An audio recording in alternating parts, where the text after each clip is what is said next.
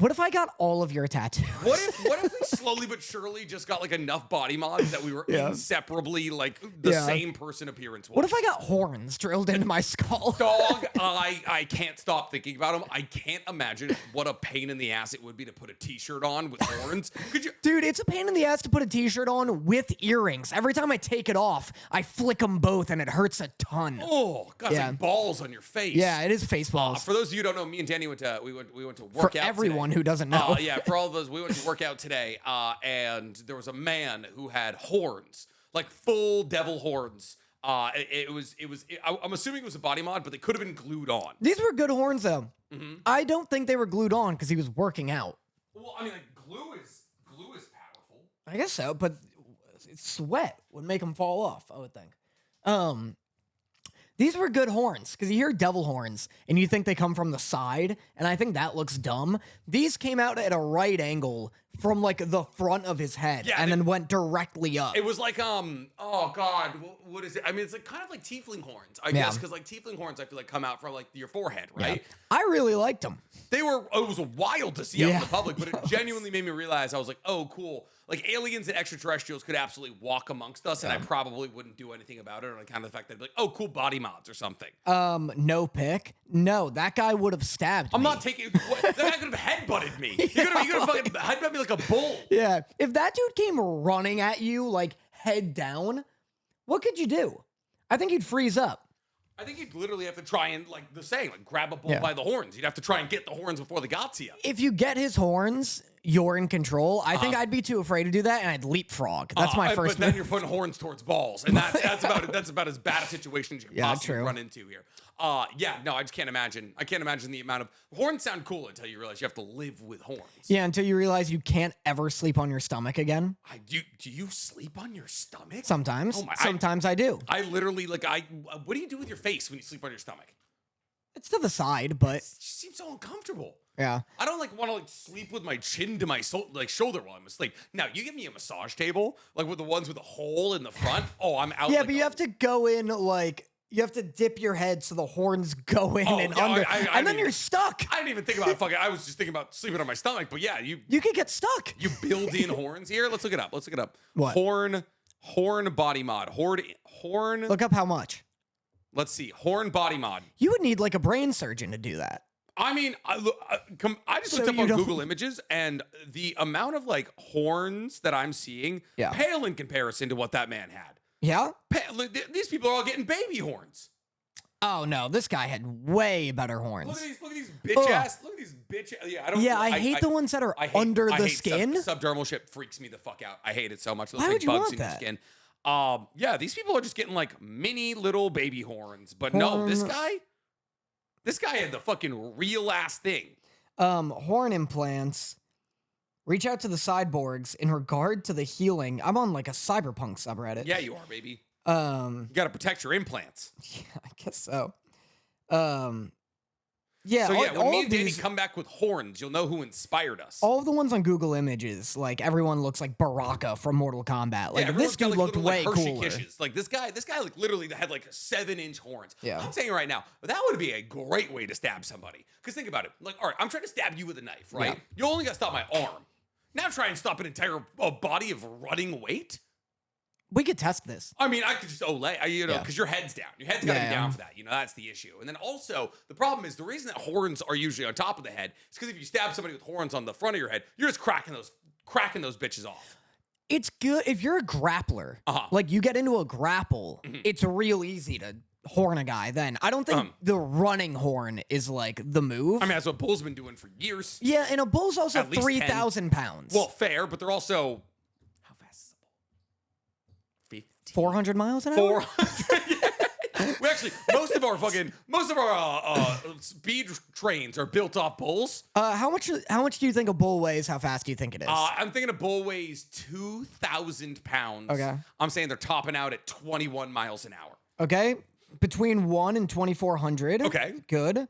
And then I saw, what are those guys? Joey and the other dude, like two Italian, like Guido 30-year-olds, like the Backyard podcast or something. Oh, Joey and Frankie. Yeah. I saw them doing like, how long do you think like whales can hold their breath for? How long do you think? It's like at 20 hours. Yeah, they were like, a couple hours, and it's like several weeks. Jesus. What? Yeah, it was like, oh, how long can whales hold their breath? Weeks?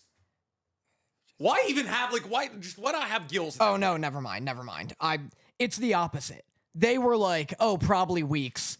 Most whales, it's between a few minutes and an hour. That's what the shocking thing was. You're telling me whales need to come up every couple of minutes? Yeah. I thought whales fucking swam at 3,000 feet under the water. No, I guess not. There's definitely whales that swim at 5,000 feet under the water. Okay, how fast is a bull? Oh, not bullet.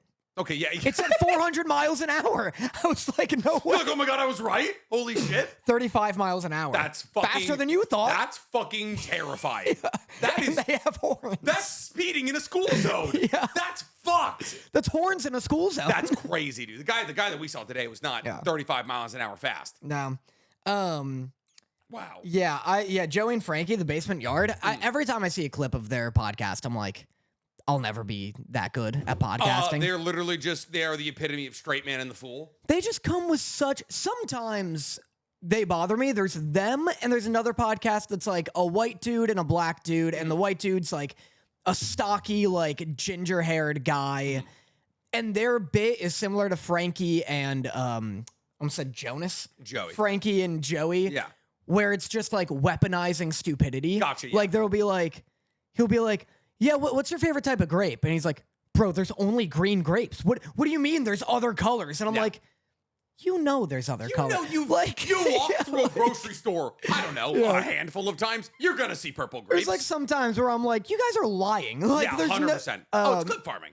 It's clip farming, which I get and I understand. But like other times I'm like that whale thing, I'm like, fuck, I wish I came up with that banter. That is absolutely fucking nutty. I cannot imagine living in a thing, like having to be in a thing that if I'm not, like here's the thing, because if a whale ends up on the shore, it dies. Yeah. It's like literally called a beached whale. Yeah. And then also the thing that you're in kills you. I know. What a fucking nightmare. Can I give you our alternative to like one of those clip farms? I found a list. A survey came out recently. Have we started the podcast? Podcast has been started, yes. I saw a survey came out recently. Yep. Top 15 least attractive hobbies to women. Ooh, have a feeling. I got a couple of these. Yeah, you want to guess the top 5? Top 5? Top 5 least attractive hobbies to women. Here's a hint. Okay.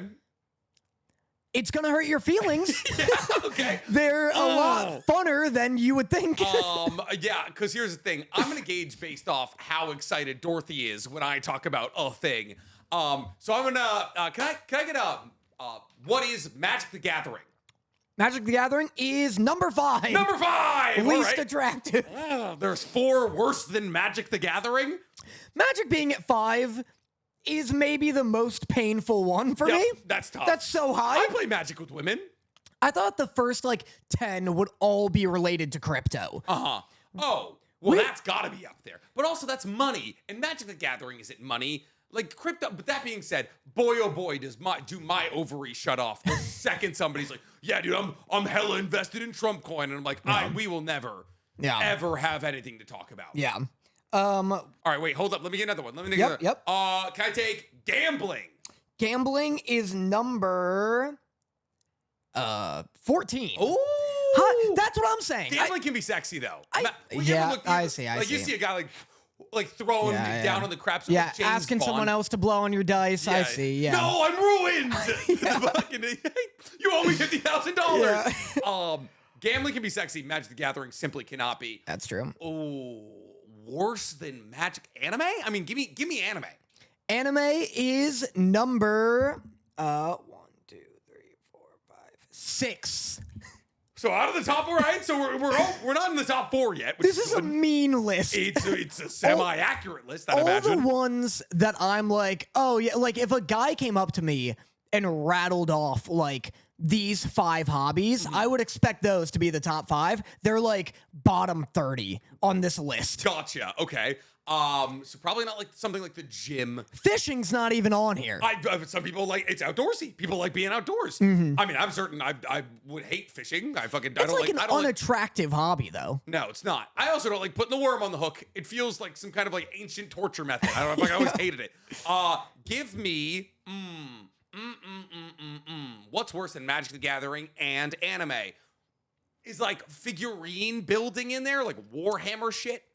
There's no toys. No. Huge for toy collectors all across the world. You're now fuckable, apparently. I think it's not on this list simply because women didn't think of it. Because it's like literally not even on their radar. The idea that there's a guy in a not so well ventilated room spray painting Warhammer figurines with a mouth blown fucking spray, not even a thing on their radar. Man. All right, give me. I feel like this is it like debate. Yeah, debate's on here. It's number 3. Number 3? Debating. Debate. Okay, I was like, that is wild that people consider that a hobby. Dude, debating, well, that's the thing. Debating as a hobby, like that phrase, that's number 1 for me. Oh, 100%. Anyone who's like, yeah, I'm a pro debater. A master debater? That's not number 1 for you? I'm gonna master shooting you in the goddamn kneecap. Stay away from me. Yeah. Ooh, debate is number 3. Number 3. And crypto's not on the list. Crypto's on the list. Oh, what's crypto? Crypto is number 8. Okay, so we have 6, 5, and 3, which means I need 4, 2, and 1. I cannot believe something is less fuckable than debate. Furry? I feel like there's female furries. Furries specifically isn't on here. Something similar is. Oh? Yeah. Cosplay? Yeah. Cosplay's number 2. Cosplay's 2? I think that's ridiculous. Cosplay, that is absurd. Cosplay, 70% of cosplays are hot. I think the peak level of horny I get is like, I see an incredible cosplay somewhere online and I'm like, God, I was like, women are so fucking hot sometimes. But like, maybe for women, I don't know. I feel like women are super into like, you see a man cosplayed as Ace or something like. I talk to Stella Chu way too often because she's not a good metric. Well, not a good tricked metric. me into thinking that women are feral for men in cosplay. Yeah, very feral. I was like, that is the horniest woman we know. Yeah. So cosplay's number 2, which that one also is crazy to me. Because in the same vein, fucking regular ass normies getting interviewed here. Well, in the same vein that I'm like, oh, Warhammer's not on here because women don't know it exists. Exactly. I'm shocked enough people have cosplay on the brain to be like, that's unattractive. So weird to me because cosplay's so fucking cool, dude. I see a guy in like a fucking a full on the guy from Halo, Master Chief. Yeah. I don't care what he looks like under that. Keep it on, dude. To anyone who's ever been to a con or is going to a con, perhaps Colossal Con in 2 weeks, where we'll be there. I'll be in my underwear. Yeah. Don't. But underwear. It's a pool party. Yeah, that's true. I'm taking my shirt off. Anyone going to a con, has been to a con, and ever had that feeling of like, oh, I'm not going to cosplay. Like, cosplay's for cosplayers, this and that. The second you do your first cosplay, you won't be able to imagine going to a con not in cosplay ever again. It doesn't have to be like, you don't have to be shirtless, covered in scars, and like doing some kind of like... Get something off Amazon. Throw it on. Yeah, buy something on Amazon. Like, be as clothed or unclothed as you want. You will feel so cool and so like a part of the con. 100%. It's like a community building moment. Yeah. Even if you have a shitty cosplay, I have a closet full of shitty cosplay. Yeah. People be like, whoa, that's the thing I like. Yeah. And it's like a cool little moment. You're like, it's the thing I like. Yeah. Anytime I go to a con now, not in cosplay, I feel like a loser. Like I feel like a stick in the mud. Yeah. And Danny's only got like 2 cosplays too. He's got Nuktuk. I got Nuktuk. And I guess Ace now. I got Ace. Yeah, those ones are good. And I got Odysseus. I've never been to a con as Odysseus yet, but does that require for you to have sopping wet hair, or is that just like a? It helps. Okay, good. Yeah, I guess like he probably was wet the majority of the time. Poseidon hates him. Yeah, he's bad at boats. Is what he is. Number 1 on this list has to be something like, is it like fucking stench maxing? Like what? What's worse than debate crypto? Stench maxing is sick. That's awesome. What's number 1? Number 1 is comic books. Ouch. Ouch. Oh, the most popular thing. Oh, ouch. Relax. Okay. Okay. Does manga count? You gotta I think manga's worse. it's gotta be worse. If comic books is number one, manga's like 100 feet away from school zones to these women. If you're on a first date and you're like, and she's like, do you like comic books? And she's bracing, like hoping for a no. You hit her with a no, she eases up, and then you hit her with the left hook manga. Pull out my fucking collector's edition Berserk, show her the first page. Yeah, pull out your Chainsaw Man box set. Like, yeah. You like manga, right? So like, you love Nihon, right? Like, start speaking terrible Japanese. You like Made in Abyss, don't you? You like a kid's dead, right? Yeah. All right. The list is huge. from like absolute least attractive to most attractive. And remember, guys, if you hear any of the hobbies that you like on this list, you're unfuckable, and no one will touch you for the rest of the time. You're ugly. You're just ugly. You're just ugly, and that's. Well, I was gonna say it's not your fault, but it is. If you're with a partner, don't let him go. You won't find another one. That's it. That's your death partner. All right. From most the top 15 least attractive. I was like, from least attractive to most least attractive. The top 15 least attractive hobbies, according to women, from least attractive to most, are comic books, cosplay. I read that as Coldplay for a second. Yeah, well, I mean, like, if you show up with your mistress, maybe. Debating. At number 5 or at number 4, drinking. Fair. Drinking, okay. As a hobby, if you're like, my hobby's drinking. Like, hey, you do anything fun on the weekends? And you're like, yeah, I get fucking hammered. And it's like, okay. Let's have a phone call about that at some point, actually. That's what I mean. I don't think drinking is unattractive. I think being like, oh, what are you into? And you go drinking. Yeah, one of the guys like, yeah, I go on hikes. You're like, yeah, I get fucking wasted. I like MDMA. Yeah, like, I just get real shitty and sit outside of 7-Eleven. Drinking, Magic the Gathering, anime, makeup. That's mean. Oh, for men? I guess. Like, hey, girl, like, fair to good chance if a man's hobby is makeup, he's not batting for the women anyways. Well, so, like... That's fair. Makeup, crypto, cigars. Cigars is number 2 for me. That's a cigar. First off, it should be crypto, cigars, drinking, debate. Actually, debate is also got to be in there. Put all those at 1. Yeah. Put all the fun shit up at like 15, 16. First date, a dude tells you his best hobby is cigars. Yeah, he's like, What are you, 60 and Cuban? Yeah, like, stay away from me, Fidel. Jesus. Clubbing, which is shocking. But I guess it depends on the age. Once again, but that's the thing is like, if your hobby is clubbing, I guess that's an insane thing to do. I just go from city to city, I test out the club. I tell the bouncers I know the owners. I have a set list. I have a set list of owners' names. Yeah, that is frightening. That's terrifying. It depends. The older you get, the more frightening that is. If you're 100%. 40 and you're like, I'm clubbing. Like if you were 25 and you clubbed a lot, you would never say it's your hobby. A 45-year-old man would say clubbing is his hobby. That is frightening. Marijuana, fair. Funko. I feel... That's gotta be higher. That's gotta be fucking high. Listen, I don't shame other nerds. Funko nerds I shame. Funko is the least interesting thing you could fucking collect. Oh, I want all my statues to be this big and be bobbleheads that don't bobble. Fuck you. Not fuck you, but Funko is unfuckable. That I agree with. Yeah, I can't speak. I have probably the world's largest collection of Pokeballs, but... that's fair. I mean, listen, I like realistic plastic, okay? Yeah. I'm a plastic supremacist.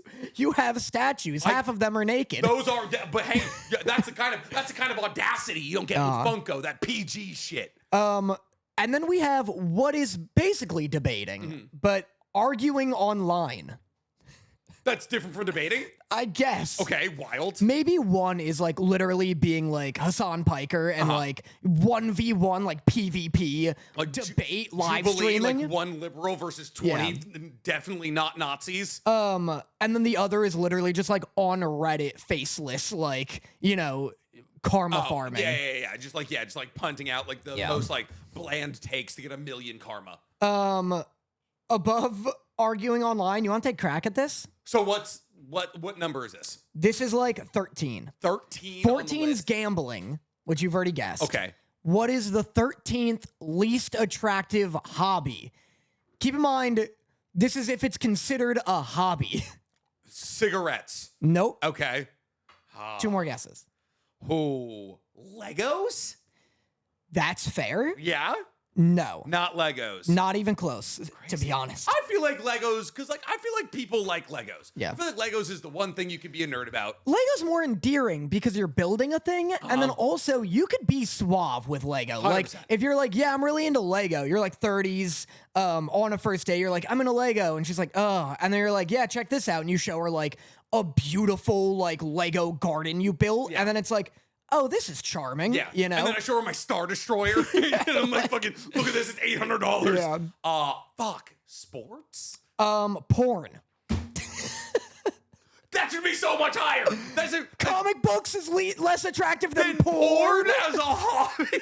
I just really appreciate the game. Really a student of the game when it comes down to it, you know? Just like, talking goat talk with her. Really fucking first date. You're like, yeah, no, really when it comes down to it, it goes Lisa Ann, Alexis Texas. Maybe throw in a little Riley Reed. Yeah, I'm that one in the PvP regionals of porn. Like, PvP. Silver Stroker on fucking Jerkmate right now, dude. Trying to get up. Yeah, and then the last one is Manosphere. I don't know what that is. Like a manosphere? Yeah, Manosphere. Like the word man. Which I find insulting as a Warhammer fan that more people know about this than Warhammer. Than Warhammer. What is the Manosphere? Oh, nice. Good. The Manosphere is a broad umbrella term encompassing online communities, forums, and influencers, primarily targeting men and boys. Oh, it's like... promotes a restrictive view of masculinity, anti-feminist and misogynistic views, blames societal problems on feminism, online and offline presence, dangerous and harmful content. Don't tell me that's like 7 tiers better than Magic the Gathering. That's 15 tiers better than comic books. That's the This is women voting on this, and they're like, I'd rather a man hate me than read Superman. Yeah. Like, what? Yeah, it's like comic books, Funko, Magic the Gathering, 40 other places, fascism. Yeah, like a fucking like female-centric hate crimes, and then but he reads Batman. Like, what? Molotoving subways is like 28. Fucking crazy. Oh, so that's anyway, so funny. that's what I brought to the table. That's today. awesome. What a great way to start the podcast here. I liked it. I want to meet the women, kind of like in like Family Feud. I want to meet the women who voted on that. I want to meet the women and then kiss their husbands, like Steve Harvey. Yeah, and show them what these lips can do. Is Labubu's not on the list? I don't know many men into Labubus. Yeah. I know there is Naruto. There's like Naruto Labubus that just dropped. That hurt my wrist. Oh, okay. I thought you were really excited about Naruto Labubus. No, What'd you do? I just like propped myself up on it. I sprained my wrist. For listeners, but what's it called? There's One Piece ones I know. Yes, that have been out for a bit. And so Dorothy is sending them currently from China. A man wrote this list? No, there's no way, guys. Men hate comic books, and well, I guess. If a man wrote this list, I feel like Warhammer would be on it. Yeah, you think this is a guess? Like, just he's like, about roughly 30% of women hate comics. It seems like, I know. Personally, I know women. Yeah. This is one written by a specific man who lost his girl to a comic anime nerd. Fair. Also written by somebody with your new, more terrifying fucking... The new one's so much worse. A second Danny Motta high school photo hitting the towers is not what I expected, but somehow it's worse. All right, now that we have these 15, you know them all. What's your top 5? Top 5 least attractive hobbies that a woman could tell me they're into. I'd be fine with all. Well, I wouldn't. You could either do that or be like what should be like the top 5 least attractive hobbies. From that, it should be manosphere, cigars, drinking, debating, and then arguing with people online. But if you would consider those together, manosphere, crypto, drinking, debating, and then what was porn doesn't make your list. Porn's like 6. Because if somebody was like, my hobby is porn, I'd be like, yo, game respects game. That's objectively, that's right on the cusp of something I would think is really fucking funny. The rest, I'm like, I just don't like you as a guy. Right, yeah. I agree with that list. I agree that cigars is number 2 for me. Cigars is up there, dude. Cigars is so... I've never seen someone smoke a cigar and it didn't like lose Mass Effect points for them in my head. Oh, they go straight to fucking... what is the Renegade? Renegade, yeah, those are Renegade points. I've never seen somebody smoke a cigar and genuinely look like they're enjoying it. Every cigar looks like a dentist appointment. You're just like sitting there, Oh yeah, it's great. I love being lightheaded and also surrounded by other men. Like, no, I'm good. Nah, I agree. I'm very good on cigars. Nice. But a lot to get into this week. We had a lot of anime to talk about. We have Takopi's Original Sins last episode number 6. Dandadan, episode number 5, I believe. Yeah. We have To Be Hero X. 17. Yes, 17. The last episode, I believe, of the Johnny's Gachiakuta. Kaiju number 8, The Summer Hikaru Died, Togenaki, and I watched a little bit of Sakamotto Days. A little bit. A little bit, as in like last week's episode, not this week's episode. Okay. I'm just gonna be 1 week behind on Sakamotto Days, so you guys got to deal with that. Honestly, that's on you. I'm gonna be a full season behind. Let's start. That's fair. Let's start with our blockbuster here. Takopi Original Sin, last episode. How do we feel about it? I feel pretty good. It's a little confusing. Okay. How, like, the timelines work and such. I would love to know how Takopi ended back up in 2016 after getting, like, skulled to death by fucking Shizuka, right? Well, it's funny, too. So, yeah, it's episode 6, the final episode. Oh, wait, no. She doesn't. She doesn't end up, because Marina's still dead. I feel like Takopi just flies back. No, Marina's not still dead. Well, no. The ending doesn't end with Marina still dead, but Takopi flies back after, like, they go to Tokyo, basically, like, without Shizuka. Yeah. Or Shizuka, I think what Shizuka does, like, Shizuka does hit Takopi with more rocks, and Takopi doesn't die. Yeah. So, like, Shizuka probably, like, went to go kill Takopi in Tokyo, and then Takopi was like, yeah, I can't really die like that. And so he returns back to wherever, I think, like, Hokkaido or some shit, wherever they're from, and then, like, it's like, oh, I need to undo all of this. Yeah, and then, well, it's funny because, so I only have 2 notes, and I'll give, like, the plot note first, so it ends with, like, all of them still kind of being in their, like, what I would call natural role, like their temporal role, where, like, Marina's still bullying Shizuka, Shizuka's still depressed, and Azuma's still, like, stressed about his family. Yeah. But Takopi's left kind of like residual teachings on them. Yes. Marina and Shizuka like bond over this drawing of Takopi. Yes. Like he's like a dream to them kind of, where they can barely like reach the memory, and they're like, oh, that kind of makes me feel good looking at that image. Yeah, it's like a connection that the two of them have, because Marina is the original timeline that Takopi was supposed to help, goes to kill Shizuka, loses his memories, then works with Shizuka for a couple of episodes. And then Azuma also clings on to, like, it's okay to argue with my brother, which is an interesting and strange message for him to take away. Well, so it was like he was talking to Takopi in the Marina is dead timeline, and is like, I know you have the ability to go back in time. If you ever see me again, tell me to argue with my brother. And that's symbolized, A, by the fact that he says he's arguing with his brother, but B, because he has new glasses. Yeah, right. So, like, he idolizes his, like, I think it was kind of cool. He idolizes his brother, and therefore he like put him on this pedestal that villainized him. Yeah. But by arguing with him, it brings him down to a human level, which allows them to connect. Right. No, exactly. But so my only note is that they all have these vague, like, half memories of Takopi. Like they drink Takopi LaCroix, you know? And I just wrote, hey, I also vaguely remember you killing me. Like, that didn't stick with Marina. Yeah, she was like, oh, yeah, like, it was so funny. She just has, like, a crippling fear of cameras. Well, I was thinking, like, all of her memories were, like, good. She was like, oh, this useless little pink thing. She's crying like she misses Takopi. He's like, yeah, remember when he bashed your fucking skull in and then dug you into a shallow fucking capsule-based grave? Yeah, I also love, I love them both crying. They're both like, yeah, he's stupid and sucks, and he's a little bit shitty. And then it's Shizuka, and she's like, yeah, and he's not very fun to be around. And I just want Takopi's ghost to be like, but? What the fuck? And she's like, oh, yeah, like, he never stops talking. I was like, I feel like this is the way people talk about me when I'm not around. Everyone's like, why do you still hang out with this guy? I know, it's my eulogy. It's like, fucking sit up out of my coffin. Like, all right, rein it in here. Yeah, it's like, Danny was annoying, arrogant, he didn't really smell great. We didn't like being around him, but Denny's happy hour ends at 3, so we should probably close this wrap thing. This fucking thing up. There's another funeral right on top of this, guys. Actually, I think we're gonna double down on the casket burying here. Leave the hole open. Bury he doesn't need a guy it to himself. on top of me. Dude. Okay, put Danny about 7 foot deep. The other casket deserves the top spot. Yeah, so it was fun. It's a good. I like the ending because I think it's like I think it's a good lesson in the fact that, like, sometimes hurt people don't need to be fixed, just understood.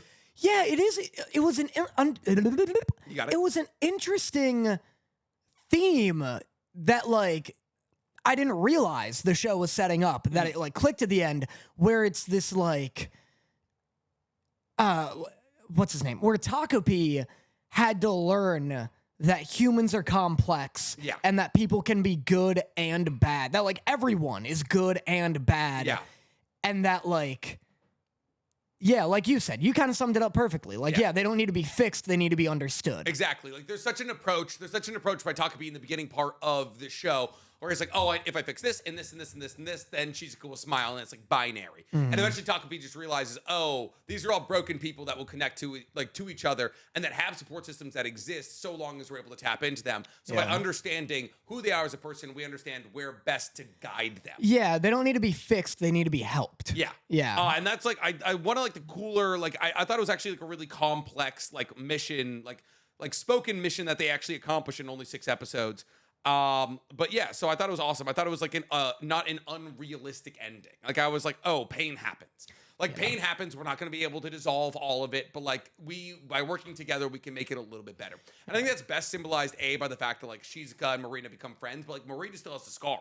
Yeah. In like the last timeline, like Marina's still like fucked up by her mom. So like, and like, Shizuka's even making jokes at Marina talking about like how shitty her parents are, that kind of thing. I'm like, it's like always been like, it's something that you talked about earlier was like, oh, all of this like this isn't the fault of anybody outside of like Marina's fucking dad. Yeah. Right. And so I was like, hey, if they learn to like blame the people that are actually at fault here, which are their shitty ass parents, then it's like cool, we can move forward and like bond over the fact that both of our parents fucking suck. Yeah. The real message is that there are no good fathers. Yes, 100%. They're all bad in this show. Yeah, it's like Asuma's dad is not around. Yeah. Fucking Shizuka's dad is like, fuck you, I don't know you. And then Marina's dad is like a perpetual cheater. Yeah. All the dads are just trying to leave their wives. I'm sure that's got something to do with the mangaka's backstory. Yeah, I'd imagine. I Like, if I wrote a manga, it might have that fucking resolute theme as well. You want to hear a fun fact? About Takopi's original sin? No, about kangaroos. Okay, cool. Fucking Kangaroo Jack. Pitched it as a talking kangaroo. Doesn't talk the entire movie. Just boxes. That's because I actually have a fun fact about Kangaroo Jack. About Kangaroo, the Jerry O'Connell vehicle of Kangaroo Jack? That's because Kangaroo Jack was a movie about just like what's it about? They like find a bunch of money and they run from like the Australian cartel. I thought it was about a boxing kangaroo. It's not. Have you seen it? No, I like when I was a child. It's like about 2 guys who find like a bunch of money, I think, and they're chased by the Australian cartel. That's hilarious to think that Australia has a cartel. And then there's a kangaroo involved. And when they get bonked on the head or they take drugs or something, he talks and he raps. Okay. So Kangaroo Jack isn't actually a talking kangaroo. Holy shit, you're right. Two friends from Brooklyn, Jerry O'Connell and Anthony Anderson, are forced to deliver mob money to Australia. Their misadventures begin when one of them places his red jacket on a kangaroo while attempting to snap a picture. When the kangaroo bounces off, they realize the mob money is in the jacket and they're forced to give chase through the outback. Yeah. Oh, they just need to catch the kangaroo. Yeah, so it's a real non-talking kangaroo. Yeah. And that movie had nothing to do with kangaroos. And then they like pitched it and the studio was like, add a kangaroo and make this a kid's movie. This was like a PG-13, maybe R-rated like mob like they movie. have to deliver mob money and they're like, what if we made a CGI kangaroo and we built the whole movie around it? Yeah. That's fucking crazy. So what was your other? My other fun fact is that Takopi's Original Sin is the only anime in existence to have every episode get a 9 or above on IMDb. No way. Is that real? That's real. In Takopi Original Sin's defense, it's only 6 episodes long. Yeah. So it's only had to accomplish half of what every other anime at the very shortest has ever had to accomplish. But yeah, 9.5 out of 10 total, every single episode sitting above. I wonder what the worst episode is. What do you think the worst episode is from a ratings perspective? Ratings perspective? Yeah. My least favorite episode, genuinely, was the finale. Really? But that's because every other episode was like stellar. Episode 4 is like actually one of the best episodes, if not the best episode of television I've ever seen in my life. Is that the one where like Azuma's having like a panic attack? Yeah, it's Azuma's episode. Yeah. That is actually definitively, I'll say, the best episode of television ever. That's very fair. So the highest ranked episode is actually episode 5, when Shizuka goes to Tokyo, sitting at a 9.7. The lowest ranked episode is episode 3, which I believe is the episode they kill Marina. Yikes. Yeah, the lowest is a 9.3, though. That's fucking nutty. Yeah. I mean, this one was good. It was just a lot of like wrapping up, and every other episode was so good at having like kind of a big twist. Yeah. And the Azuma episode was maybe the only one without any sort of twist. But it was just relentless. It had the best animation of any of them. Yeah. Yeah, artsy as fuck. Just a great example of like an episode that could have been just like, just copy the manga, just people talking, and they were like, no, his brother literally goes plus ultra during a hug. Yeah, that was why I forgot about like the fucking neon flying lights. Yeah. Hug here. What do you think's the closest show to pulling this off outside of Takopi's original Shin? Do you have an answer, or are we guessing? Like, no, I mean, do you have? No, I don't have an answer. I'm actually like trying to think about it. Madoka Magica? I think it could be Madoka Magica, or it could be like something like Wonder Egg Priority. I was thinking that Wonder Egg Priority's ending everyone hates because they literally ran out of money. Well, yeah, they just ran out of money, and also they didn't get to adapt to the ending of the manga. Yeah, I think Madoka Magica. Wow, Wonder Egg Priority is a 7.3 out of 10 on IMDb. That's tough. That is tough. It's just front heavy. Yeah, that's fair. I think Madoka Magica is back heavy, which is why it may not be fully a 9. Like, the first 3 episodes are good, but they're good knowing it's headed somewhere great. 8.2 out of 10 on fucking... All right, I'm going to look up highest ranked anime. On IMDb? Yeah. On IMDb? On IMDb. What does that stand for? Internet Movie Database. Gotcha. Yeah, it looks like the closest would be Attack on Titan. Because Attack on Titan has a 9.1. I have no. I gotta rewatch this shit or something, or read the manga. Like, if you have nothing good to say nothing at all, apparently. I'm the only... Like, how am I the only one who's not like, oh, it's peak? That's not just like slobbing off Aaron's knob every chance he gets.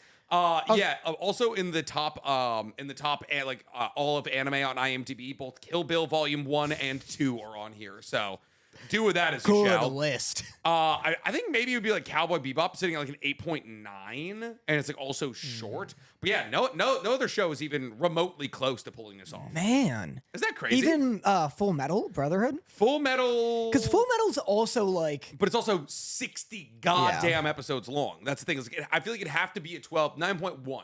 That's good for 60 episodes. Oh, of course. I mean, Attack on Titan sitting at a 9.1 at. True. Yeah, like almost like I think also probably close to 60 episodes. But yes, Takopi's original Sin, historic run. Yeah, maybe anime of the year.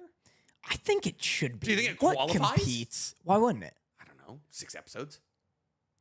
That's okay. Short, like I fucking. That's fine. Someone drew it in Japan. I guess, yeah. It's definitely an anime. At least one Japanese person drew it. Did I watch it in Japanese? Did you watch it in Japanese? I think you can't watch it in anything else. That's what I thought. I just I'm watching so much anime right now. I'm watching like half in dub and half in sub. So like my mind genuinely, like when I turn on Lord of Mysteries and it's in Chinese, it's like a fucking flashbang. I'm like, what's going on here? No, that's fair. Cool. You want to talk about Dawn? Oh.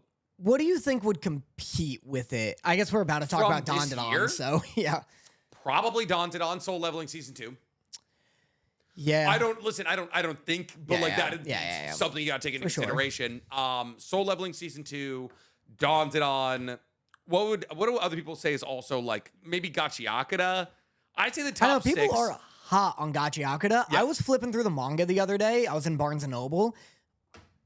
I forgot to bring something that I picked up. Okay. I'll look it up and I'll still do the bit. Okay. But I was flipping through the Gachiakuta manga. If you are even a little bit into the anime, pick up the manga. You'll love the manga. It's so much cooler. Yeah. Like, I don't mean to be like a constant hater on the anime. I was just looking through the panels and I'm like, fuck, this is hard. Yeah. This is like some of the hardest tattoo-worthy animation. That's the thing is like you can tell the inspiration of the graffiti artist who works on it alongside Kie Arana much more in the manga than you can in the anime. There's just like way more of that graffiti punk, like trash punk vibe. The anime adaptation is still really, really fucking good. It's just like, it's so funny to watch you because you don't usually read manga. Yeah. Go through the same like level of like anger that every manga reader, like indignant rage, even when they're watching a good anime, be like, fucking, you understand, man. I know, I get the My Hero fandom now. Like, Because the whole time, annoying people like me are like, it's pretty good. And they're like, it could be more. It could absolutely be more. And it's also animated by Bones. Like, I don't have qualms with how Dandadan is animated, but like, obviously the manga looks better. It's like, but at the same time, I couldn't judge you for not reading the manga. It's really not even like animation so much as it is like vibe and art style. Because like when shit's moving, like all the fights look great. The music's sick. But like, it's almost a universe that's better in black and white. Yeah, that's the thing. Like the black and white really just hits such a sick contrast. And I almost wish I'd love to see this by Mappa, because Mappa's nailed color for me, like recently with like JJK season 2, Chainsaw Man. They're using really weird color palettes. The summer Hikaru died, not Mappa, but still has like that same like almost watercolor color palette.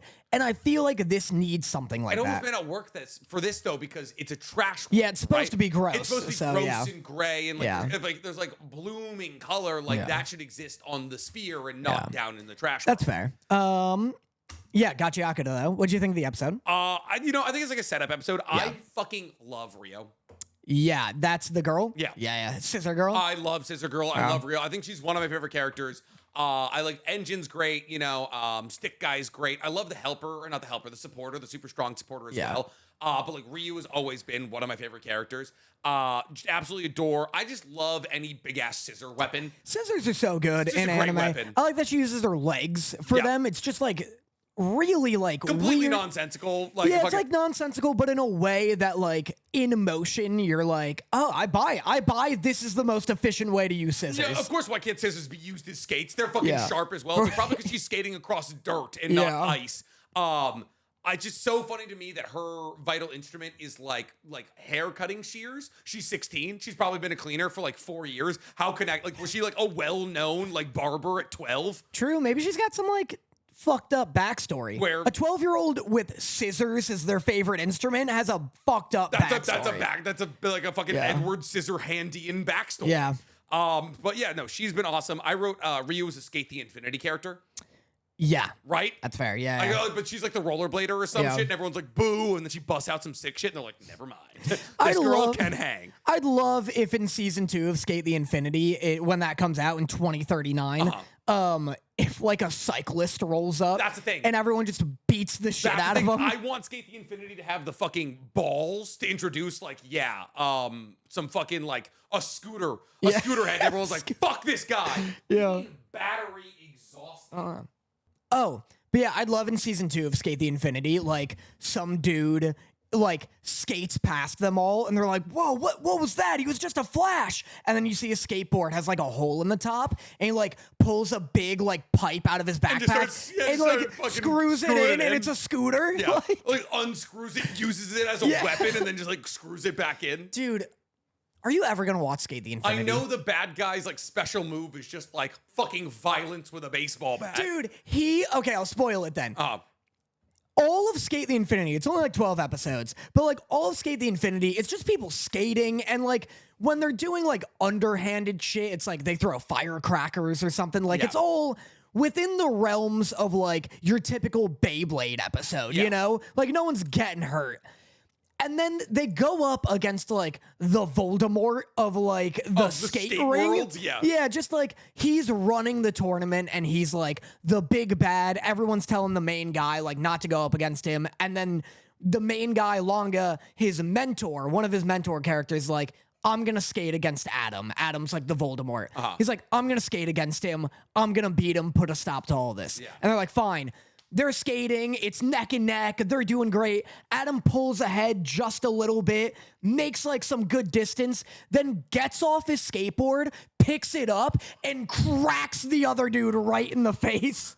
And it's crazy. It's one of the biggest twists in any anime. Because you're like 8 episodes in, and you're like, man, these kids are truly ripping. And it's really about how you corner and like how you like redistribute your weight while on the straights and all that. And then meanwhile, Adam's like, yeah, I'm just gonna catch a attempted murder charge here. It's like if Lightning McQueen shot an opponent. Yeah, it's like an arm came out of Lightning McQueen's fucking like window brain and started dumping an Uzi clip. It's just it's so out of your realm of expertise. expectation that you're like, I didn't know we could do that. I didn't know this was allowed. Yeah, it's awesome. That's so funny. Yeah. Yeah, fucking, that's what you get for going against Adam, idiot. Yeah, the fucking proto man. Yeah. That's crazy. But yeah, so Gachiakuta, fun episode. Kind of like a setup episode to introduce Ryu as a character. Go for like, it was like, it's kind of the call of the week. I just wrote, no, not the dreads. And then I said, Jesus, Rudo, be careful with your activation. You almost gave that guy a vasectomy. And that's pretty much all I wrote. Yeah. Because it was just like a big, like, oh, we got to go a place, fight a thing. Yeah. But we did get an introduction to the first big bad of the entire show. The dude with locks. The dude with locks, whose name I am currently spacing. He's got locks and knives for fingers. He's got locks and knives for fingers. He's fucking incredible. Yeah. Once you guys actually like get into him as a character, you're gonna fall in love with him. He's a great antagonist. This manga has maybe the best character designs I've ever seen. Or this anime. When they open, it's best symbolized when they open the door, and it's like it's kind of like the scene in Bleach where all of the Shinigami are in fucking Ichigo's room, but it's that, and he opens it, and it's like all the cleaners and the supporters, and like you just see the individual designs. There's a fucking the member of the baby squad with a pacifier in their mouth and all that. There's so many cool fucking designs that are all so unique. Nick, manga and anime rank the top 3 best character designs. Like, top 3 anime or manga with the best character designs across the board. I'm gonna go with, I feel like it might be recency bias. I don't know if I'm gonna throw out my 3 and then try and rank them. Gachiakuta does deserve to be in the top 3. In terms of other shows that like reach that level of insane character design, part of me wants to say Chainsaw Man just because the devils themselves, once you get into like the later game devils, like the Darkness Devil, the Falling Devil, like all these like primal devils, the designs on them are so sick. I know, I always forget that Chainsaw Man has good character designs when it's not just guys in suits. And when it's not just, like everybody, like anybody in like this Tokyo Special Division is just like, wearing a fucking like slim black tie. But like once you get to like the bad guys are just like so metally drawn. It's so sick. And then another one I feel like I got to throw in there for incredible character design. I mean, my heart's pulling me towards Naruto because like you just get all the different clans that come together. But at the end of the day, those are just people with different anime hairs and suits on. Oh man, give me Bleach. Give me Bleach. Bleach's character design's awesome. Bleach is interesting. Bleach's character design is awesome. There's like a dog guy. Like I love how Kenpachi Zaraki is designed. And there's also like Bleach also in the same way as Gachiakuta has really good POC design. Like there's a lot of like POC characters. They're all designed in very unique and like interesting ways. So I'm saying, I'm going to go Gachiakuta, Bleach, and Chainsaw Man. And in that, I'm going to go Gachiakuta 1, Bleach 2, Chainsaw Man 3. Wow. Yeah. I'm going to go, I have like a curveball for you. I think I'm going to go Gachiakuta 1. Okay. Again, could be recency bias, but like genuinely every character design like blows me away. They all look so good. Yeah. I think number 2, I will go Naruto, OG Naruto. Okay. Because his design really is iconic. Like, it's not just because Naruto's popular. Like, they really have a good understanding of, like, color theory, what makes, like, a simple but really eye-catching design. Yeah. When you're at the Chunin exams, every character looks interesting. And very unique. We're watching Togenanki. I really don't give a shit, and I'm not excited to see what, like, everyone does. Because they're all wearing, like, similar suits. They all, like, I wouldn't say they look the same, but, like, there's not a whole lot of diversity. And, like, there's such a stark difference between Kiba and Shino. Yeah. You know, like, it's like, oh, Kiba's, like, got, like, a fur coat on. He's got, like, face makeup. But, like, Shino's got his face covered. He's wearing dark sunglasses. And then you compare that to Ino. And you compare that to Shikamaru and Choji and Neji. And, like, there's, like, all these, like, crazy, like, you hit random 17 times before you got to every character. When you roll up to, like, a magic school, like a fight school, you want to have that feeling of, like, oh, I want to see what everyone here does. I'm so excited for that. Yeah. I get that in Naruto more than, like, any other magic fight school in anime. Yeah.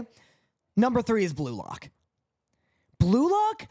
the fact that it's a soccer anime elevates it for me because I'm like, I want all of these characters in a fighting game, and I'll never get that because they just play soccer. Yeah. They all remember look when they had to put so a taser cool. suit on that guy and because he wouldn't stop He trying kept to biting. Yeah, he kept biting people. Exactly.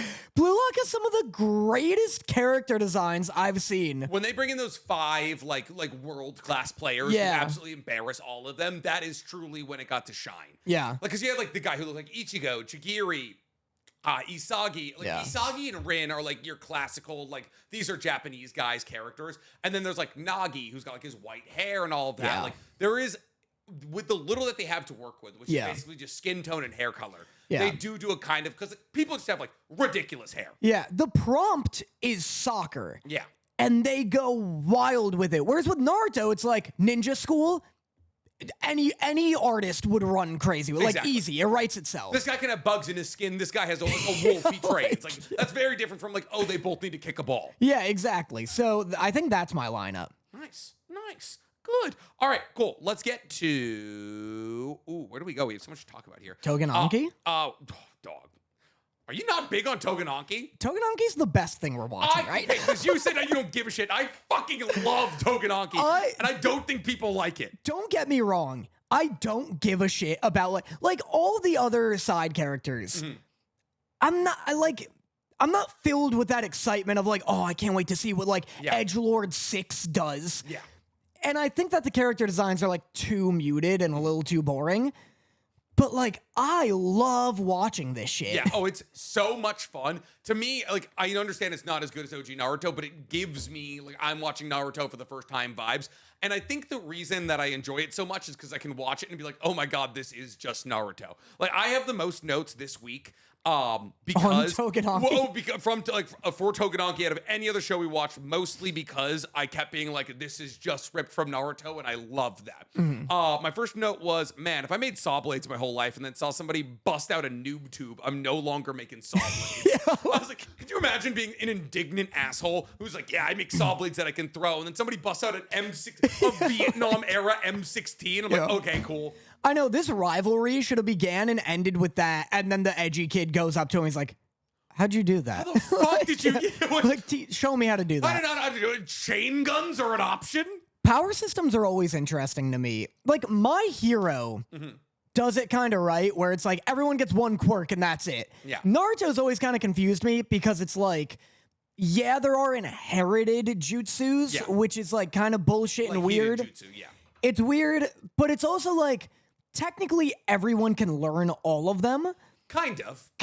It's like spells. Like everybody can learn hidden jutsu, which are like clan specific, right? Like anybody can learn shadow manipulation. Right. Like not only the Nara get to do that, it's only taught by the Nara. Right. But like not everybody can learn how to use a Sharingan. Like you have to be born with that. Well, exactly. Yeah. Like there are like genetic traits, like Byakugan. Yes. But like fucking Togenanki's kind of like that too, where they kind of imply that it's like a subconscious thing where your blood ability manifests into like something connected to your personality or your interests. It's actually closer to JJK in that way, because like a domain expansion is like the expansion of your innate domain, which is like, oh, basically just your soul. Yeah, it's just always interesting to me when there's a power system that's like riding the line between like, oh, it's this like vague thing everyone can kind of do everything in, and also no, only specific people can do these specific things. Yeah. So this one is very fun. Like, I do like that. Like, I don't really understand why Sawblade Boy has saw blades, and I feel like that's definitely something. They're bad. Yeah, I will get that unpacked at some point. Like, as the like, he's like, oh, my father gave me all these scars. Like, maybe with a fucking saw. Yeah, that's so. I wrote a note saying this is an intense backstory dump. Yeah, because the dude's just like he's. Out of nowhere, he's like, my dad carved my ass and then I ate trash. I ate straight up garbage, bitch. Yeah. Like, and it's like, all right, dude, you still got to get the ball. Like, I'm not giving you the ball for free.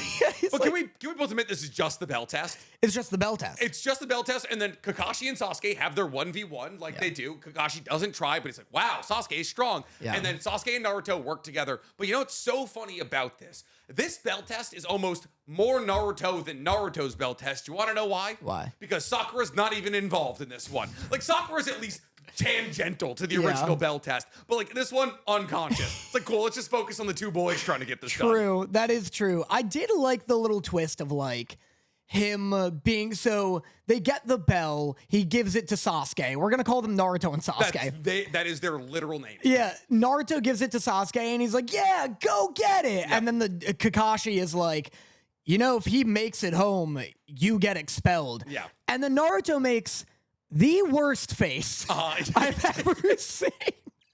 It's like actually a jump scare. Yeah. But then I like that Sasuke comes back and he's like, I'm not owing you a favor. You take this from me. Yeah. Which I really liked. I wrote, this dude is literally just the Penguin. I think it's weird that Kakashi has blood abilities. Yep. And then also a gizmo umbrella. Also a fucking, what's the fucking, the spy movie where they're all gentlemen or some shit. They're all what? They're all gentlemen or some shit. Like they're all like from Britain. The gentleman. Is the that Kingsman. The Kingsman, that's what it is. Like he's got like a Kingsman ass fucking umbrella. It's bulletproof and it's got a gun and flash bombs in it. That has nothing to do with blood. I mean, if he's like, oh, I'm not going to use my blood like it's some kind of flex. Cool. You're going to use your 36-in-1 umbrella against children? It's got fucking rubber bullets in it, and it's apparently got a 30 fucking bullet clip. I was fine with him using the umbrella until he trapped Sasuke under it like a little crab. That was fucking crazy. I was fine with him using an umbrella until a grenade attached off the front of it. And I was like, that's the second time he's used smokes with this umbrella. This umbrella must be 30 pounds. Right? I wrote... Punching him in the spine is insane work. Yeah, there's a part where Kakashi punches Sasuke in the spine. Because if he hit him in the ass, that would have been way too Bell-Testian. That's true. It was very funny to me that Sasuke has dead family trauma. Yeah. And now his only driving motivation is to kill the person who killed his family. Cough, cough. Yeah. Sasuke and Itachi, except replace his brother with his father. Yeah, exactly. And fucking somebody gets tied to a tree. Sasuke gets tied to a tree. Yeah. Yep, which is just how the Bell test thing. ends. Yep. It's so funny because it's a copy, but it wouldn't feel as hilarious if there were more characters. Yes. Like, it's so funny that there's only 6 students and the other ones are just, like, waiting for them. They're like, we did it. Yeah. Like, we did it off screen. We're done. Well, no, they haven't gone yet. Oh, they're I see. going in and doing the Bell test in Right. waves. And then their shit gets canceled because they have to go to Kyoto, which is also as Naruto as it gets. It's like, hey, we get the main characters here. Ooh, we wanted to give you guys screen time, but new arc just dropped. Yeah, it's just funny that they're not even pretending to, like, juggle a realistic class size. Yep.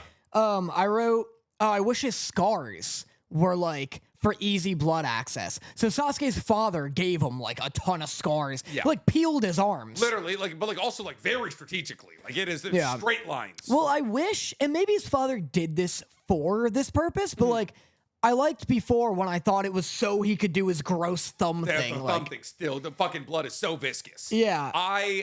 So you know the girl. And by girl, I'm assuming blonde. You know which one I'm talking about. Yeah, the blonde one. I was watching this. I spend Sundays. I spend from like the hours of like 3 to 7 on Sunday watching the 15 anime we're currently watching. And by the time I get back, I'm watching Togenanki. Kira and Luke have just like walked in and they're like, look, what's this? I'm like, Togenanki. And it's just, they get to the scene where it's the girl like delinquent squatting, just busting out of her shirt. And Kira goes, damn, her tits are huge. And I was like, yeah, I know. Yeah, I was like, there's nothing I can do to explain why this woman is pouring out of her shirt. Yeah. But just quadruple W'd up. I just fucking hit old biggies. Yeah. My final note is, Mukun's awesome. He's the little tapir. The little tapir? That was great. I love a little bullshit magic being thrown in for no goddamn reason. It's like our high-speed message transport that's a tapir for some reason. Yeah. Okay. I really liked him. You want to know a fun fact about tapirs? Biggest penis to body ratio in the animal kingdom. Let's go. A male tapir has like a 3-foot penis. Damn. It's terrifying. I'm showing you right now. Okay. I'm showing you right now. I bet it's like purple. I That's my actually theory. don't know. That's Look my at this. theory. Look at the fucking hog on this thing, dude. Oh, it's like white. Yeah. Oh, it's huge. Look at this. Why do they need to get like 9 feet inside of a female tapir? Mobile. Because look at them. They're not built. They're not built to thrust. So they gotta get fucking extendable range. But That's their fucking awful. dicks are so big they hang on the ground. That's frightening. Isn't that crazy? Yeah. Yeah. So every time I see a tapir in anime, I'm like, yeah. I just think of dicks immediately. I don't know why. Echidnas have like 3 cocks. Echidnas have 3 penises? Yeah. Why? Either that or I think it's pronged at the end. What the fuck is in an echidna? It's Knuckles. Knuckles is an echidna. Oh, you're right. This is what Knuckles is. Yeah. This is what Knuckles is based. Sonic the Oh! Hedgehog. What? You Don't look up their penis. I'm looking it up It immediately. looks like a baby's hand. Oh! Oh my god, it does look like a baby's hand. Oh. Oh god, that's awful. Oh. It looks like red fucking cauliflower. Hey guys, you seen they're making a Cosmere RPG game? Yeah, I kickstarted it. What is a Cosmere? Sanderverse. So Mistborn, Stormlight, all of Sanderson's books are in the same literal universe Gotcha. on different planets. Okay. So they're making a game where you can pop from planet to planet. it's like a D&D, like tabletop RPG kind of thing. Ooh. Yeah. That'd be kind of sick though if you could it was like You fucking can world hop. It was like No Man's Sky. You could Yeah. I want to go push metal, or I want to go be a wheel of time or something. I don't fucking. I I don't. I've only read Mistborn. Love the idea that you're like playing Mistborn. You ever seen Berserk when they like tie people to wheels? Yeah. Like in medieval times. Yeah, you're like playing the Mistborn world and you're like, whoa, this is so sick. I'm gonna go to the Wheel of Time one. And it's like cuts and you're like, I'm the wheel. How much time do I have to spend on this wheel? Oh, that'd be a fucking nightmare. All right, you want to talk about Dandadan? Dun dun dun dun dun dun dun. Another kind of nothing episode. But I told you This this. one was fun. It's fun. This was a good fun one. Yeah. I love this crew. This is one of the most inventive and creative anime That's what we I've should have done ever for character seen. design. Should be Dandadan. No. No, okay. It's pretty good. Top 7. I'll take top 7. Yeah. Should we do top 7? Top 7. Yeah, top. Nah. Hey, Danny. What's your top 7 character designs in it? No, okay. This is like one of the reasons to love Dandadan is the crew. Yeah. It's like the found family, everyone. It was funny when we were talking about the trios that we would save. I think we were talking about JJK's trio, Demon Slayer trio, and Dandadan trio. And a lot of people are comments like, "Oh, I would save the Dandadan trio. I love this group of weirdos." Yeah. And I get loving that group of weirdos. It's just that group of weirdos gets so much larger as time progresses that it's not really about the three of them. It's like the One Piece rule. Yeah. It's just like, it's got great momentum because this was like no action this episode. But the shenanigans, the hijinks are so funny. Yeah. Gigi's stuck in Taro. Yeah. And he swaps when he gets splashed with hot water, he's Gigi, cold water, he's Evil Eye. Yes. Which is so inventive and so funny. And then also Taro is the one moving his body because he can't get out of him. Otherwise, like, he might accidentally become the Evil Eye. Yeah, he's got a bunch of barriers on the inside of him. Yeah. Yeah, I love the end of the episode when they accidentally get some soy sauce on him and it's cold. And he does he cosplays me at the end of a Monopoly game, like a heated Monopoly game. Just flips a table sword and blows out the side of the house. And that was kind of hype. I wonder if, I assume in the manga that's like the end of a chapter or like the end of a volume. I think it is. Yeah. And they just like cut to the outside and they're like, continued in next volume, and then when they come back it's like solved. God, I'm like so far behind in Dandadan. But like, you know what I mean? Like, I bet it's just a gag. I bet it doesn't actually result in like a big issue. Oh. I wonder if the anime, anticipating that the rest of the season won't have like very big fights, if they'll just like throw in an insane fight here. So like an insane fight. Like beginning next episode. Yeah. Between like the forces at B and Gigi. Right? So actually that's so funny. I literally just flipped to the exact page. That's the end of chapter 51. Yeah. Gigi or as the Evil Eye busting out of his clothes and flipping the table. Yeah, I bet it's just like a gag. Like, it's not really meant to be taken as like, oh shit, he's out. I'm not gonna say anything. All right. I'm not gonna spoil it for you or Yeah, right. I'm actually 50 chapters behind in Dandadan right now, or I guess I'm 30 chapters behind in Dandadan. 30 chapters is so much reading. Yeah, it's a lot of reading. Manga chapters take too long to read. How do you think I feel? I'm still stuck in Skypia, and every time I look, I'm like, oh, it's like what, like 30 chapters? It's 100 goddamn chapters. This is why I want to make that goddamn app where it's like a manga flipper and it reads it to you. And like you just like sit there and let manga happen to you. Yeah. But then again, like then you're just still reading. Yeah. But then like it's like voice acted manga. Yeah. That like comes out like immediately. Yeah, it's like Audible for manga. Yeah, it's like, but you kind of have to look at it, I guess, because like you wouldn't want to just listen. You definitely have to look at it. Like turn like the audio descriptions, like Luffy punches fucking Doflamingo in the face and then says this or something. You're that lazy that you need. I'm sure you need it that intensely. Don't act like this for accessibility. That is. I bet you people would listen to that. Well, I know it's for that would allow blind people to enjoy manga. That's Fair. not why you want that's it. what Braille manga's for, and it's just like you follow the feeling of the page. Yeah, it's just like the outlines of the characters. I feel like that could happen. I don't think so. I feel like that could happen. That takes too much imagination. I guess. To be like, because you would mentally have to remember. True. Okay, Exactly I start what up here. looks like. Yeah, like I start up here and then draw it literally in your head, and then by the time you reconnect it, you need that like full. It just takes so much fucking brain power. An insane amount of brain power. That'd be awful. I wonder though if you're blind in the comments. I don't think there's a. Let me look it up. Type out if you could do that using voice to text. Blind people can type. Can they? Yeah. How? I'm sure. They can't see the keyboard, Dan. I would say stuff. With voice to text. No, I mean, I think you could get like a feedback thing. Oh, it's like T. Yeah. E. Gotcha. And then also, gotcha. I could type right now, just not even looking. I fucking barely can. And then he lied to himself. Yeah, I did it. Wow. It's like when you're playing a video game on a mouse and keyboard. Like WASD is where your home base is. You're only doing like WSD Q and E. You never, when you were learning to type, They wanted me to not look. I have to look occasionally. But if you couldn't look, you'd be able to do it. Yeah, I have to figure it out. That's fair. But I guess that's what like the grooves on the keyboard are for. So like you remember where you are. Because like I think W and D or not. I think S and D have grooves on them or some shit. I don't know. I hated learning typing in high school or like or middle school. It was truly awful. Oh, you have to place here's where you have to place. I'm gonna place my fingers wherever I want. Okay. We had to get over. I think for computer class, we had to be able to type at 60 words a minute to pass.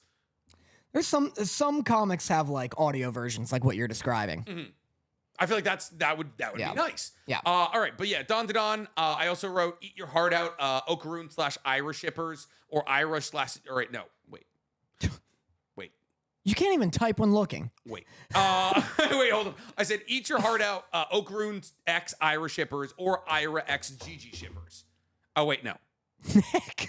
Gigi / Momo shippers. What's your next note? All I'm saying is the fucking if you ship anybody but Okarun X Momo, you're insane. Yeah, this was a great drive through a tunnel. I loved her just like playing on his hand.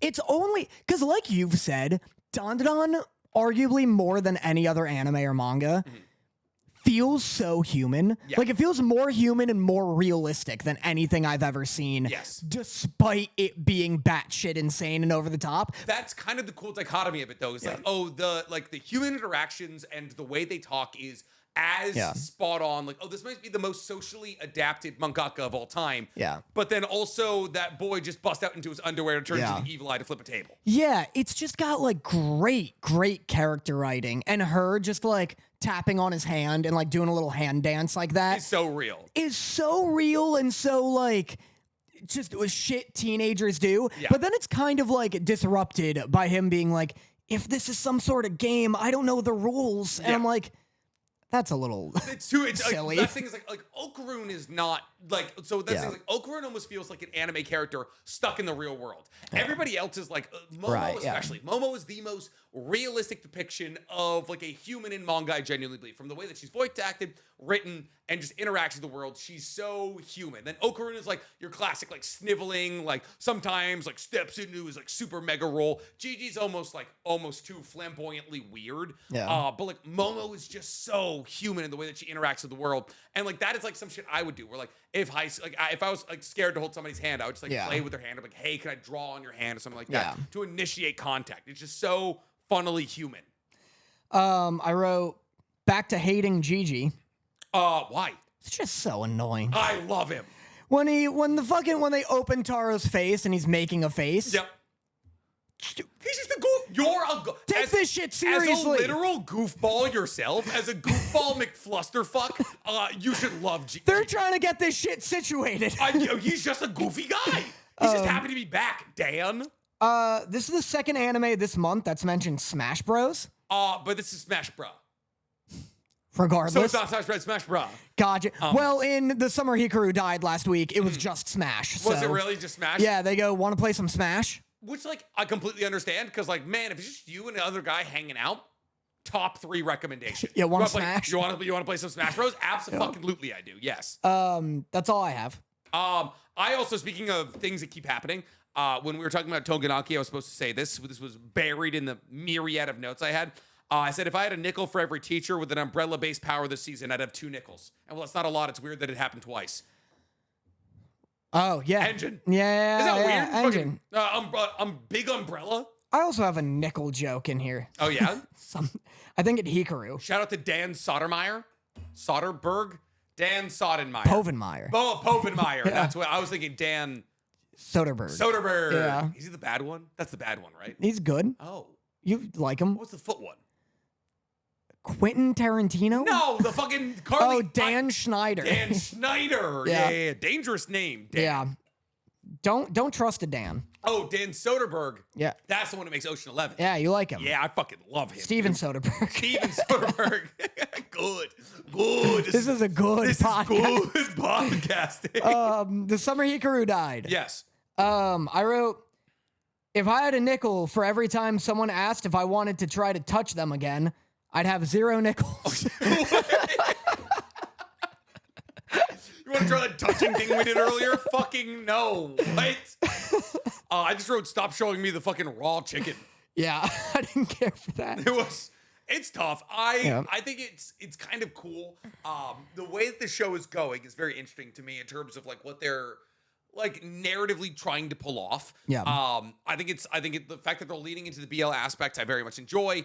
But it's also funny to me that like it's being shown that Yoshiki has like other friends. Yeah. They have like a shaved head friend who like steals Yoshiki, like goes on a tear with a claw machine and just steals it and gives it to a girl. Classic stolen valor. Yeah, that guy sucks. Well, he goes, because at one point he goes, "You're a god, Yoshiki. You have great grades and are a monster at claw machines. Mm-hmm. Your only flaw is your entire personality." Yeah, it's just like, if you changed the most core part of you, you'd be sick. Yeah, like. But he is emo. Yeah. I mean, sure, he's trying to like tackle. He's sad. He's trying to tackle. His friend's dead. Yeah, he's trying to tackle the fact that his best friend / lover is dead, and also he's gay in a small town that calls gay being infected with ghosts. But like, boy, is he emo. Yeah, true. He's fucking. But like, that's the thing. I also, speaking of things from this episode that made me deeply uncomfortable, brain walls.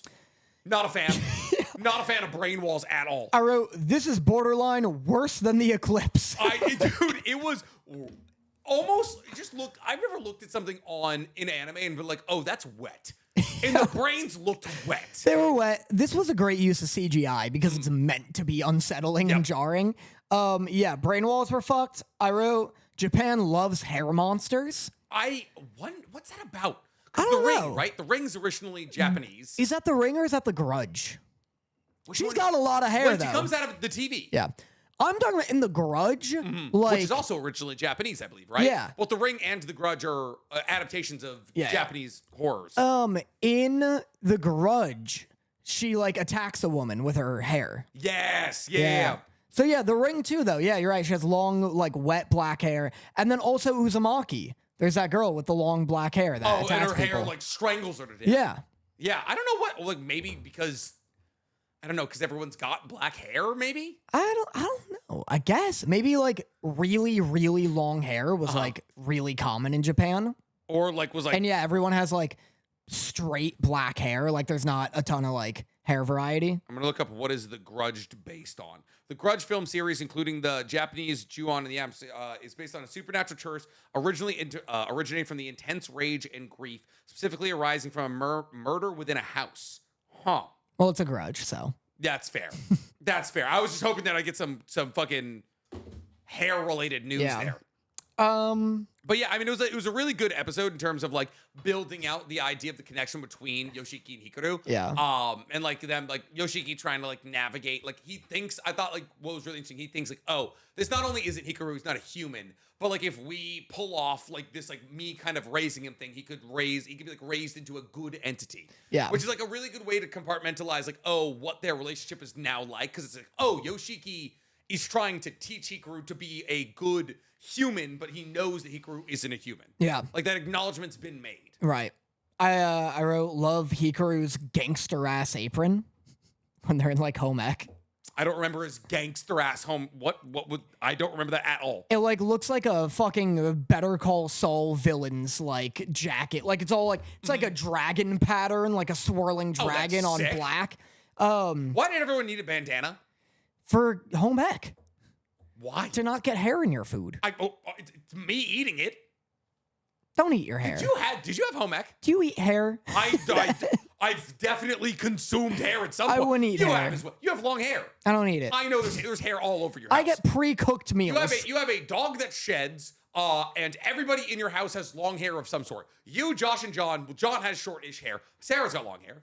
Yeah. You're eating hair. I'm not eating hair. Ava shaved. No. Sheds. She shaved. You're correct. She would look so funny shaved. She barely has hair to shave. I feel like she's like longer hair than my dogs for sure. Yeah, I guess She so. sheds. Yeah. You're eating hair. Why were you asking this? Because did you? Oh, do home ec?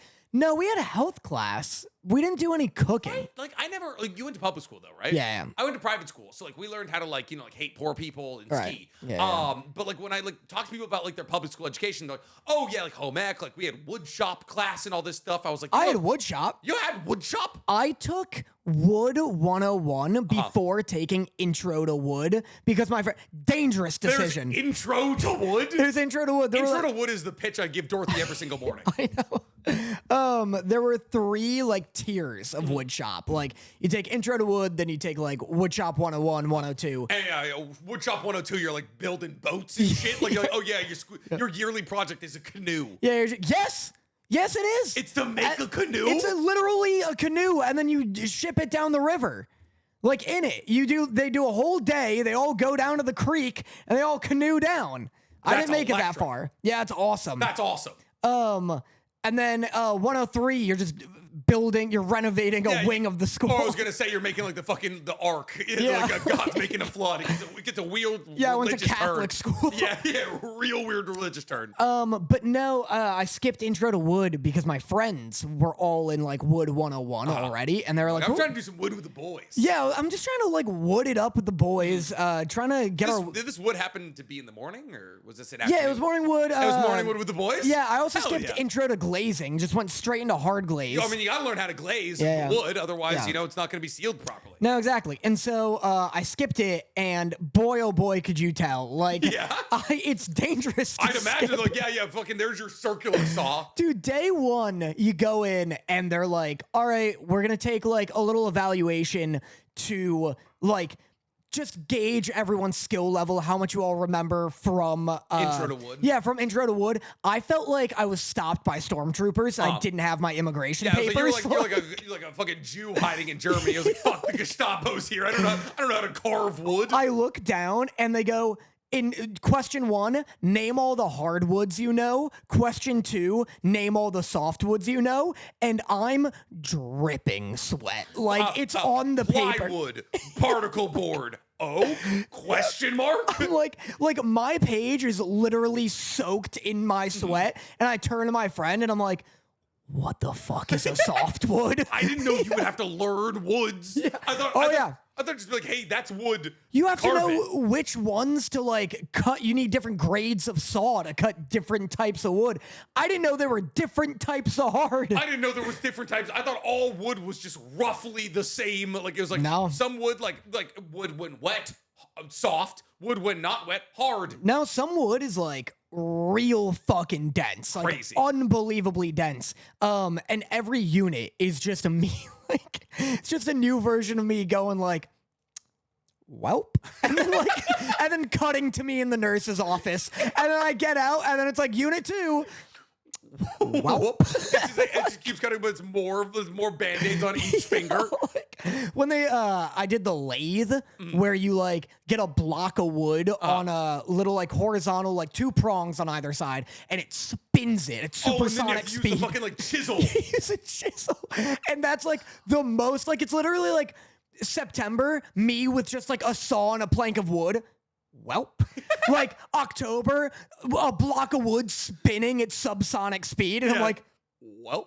And then November, you see like a chisel in the ceiling. It's like blood from your like scraping your face on the way. It's just so. Anyway, take Intro to Wood. Take Intro. You don't want to be me at 17, not clamping down a piece of wood as you bring the miter saw in and almost fucking like projectile kill another student. This happen? Yeah, it happened. Give me the full story. I didn't learn to clamp anything. Immediately. You didn't see everybody else clamp. You're like 2 months in, you're like, oh man, I don't know what all these plastic vice grips are. Dude, December, me at the miter saw, loose plank of wood.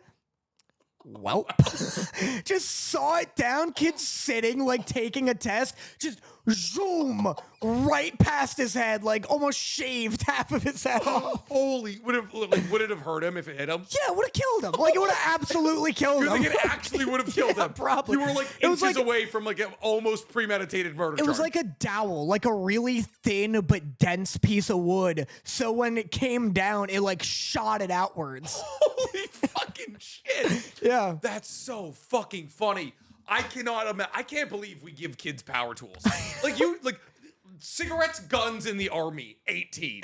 Like we should not give kids circular saws at 8:30 in the morning to build some shitty fucking cool. This it goes on the stairs kind of thing. Yeah. Here's a cup. It's 40% blood. Yeah. Like, it's not sealed. It's made out of plywood. It's mostly porous. Yeah. Anyway. Oh, that's so fucking funny. Yeah. Holy shit. Yeah, no. So I did like sex ed. And they're like, here's how you put a condom on a banana. Yeah. Which also I fucked up. So like should I be trusted with a dowel at subsonic speeds? Probably not. Nice. Yeah. I learned CPR from a lacrosse coach who didn't want to be there. I learned CPR from The Office, so you got me beat. All right, you want to talk about To Be Hero X? Sure, yeah, I guess that is all of Hikaru. Yeah, that's all of Hikaru, baby. There's another fisting scene and a last bit, I love him singing to his hamster.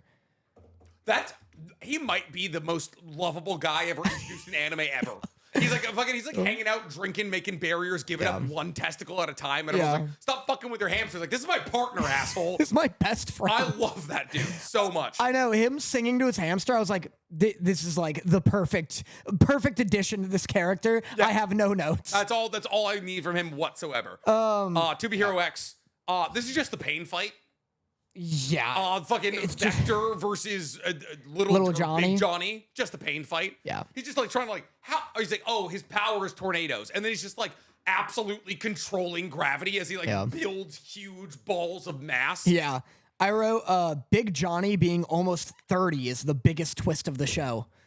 Dude, oh my God. Because he's like 10 in the beginning, and then it goes 17 years later, and I was like, we're about to experience twink death with little Johnny here. Like, I know what this career arc looks like. Yeah. He's got to do a hard right turn at some point when he starts getting like love handles. I know. I couldn't believe that 17 years later tag. That was wild. So do you think Vector, was that Bryce Papenbrook?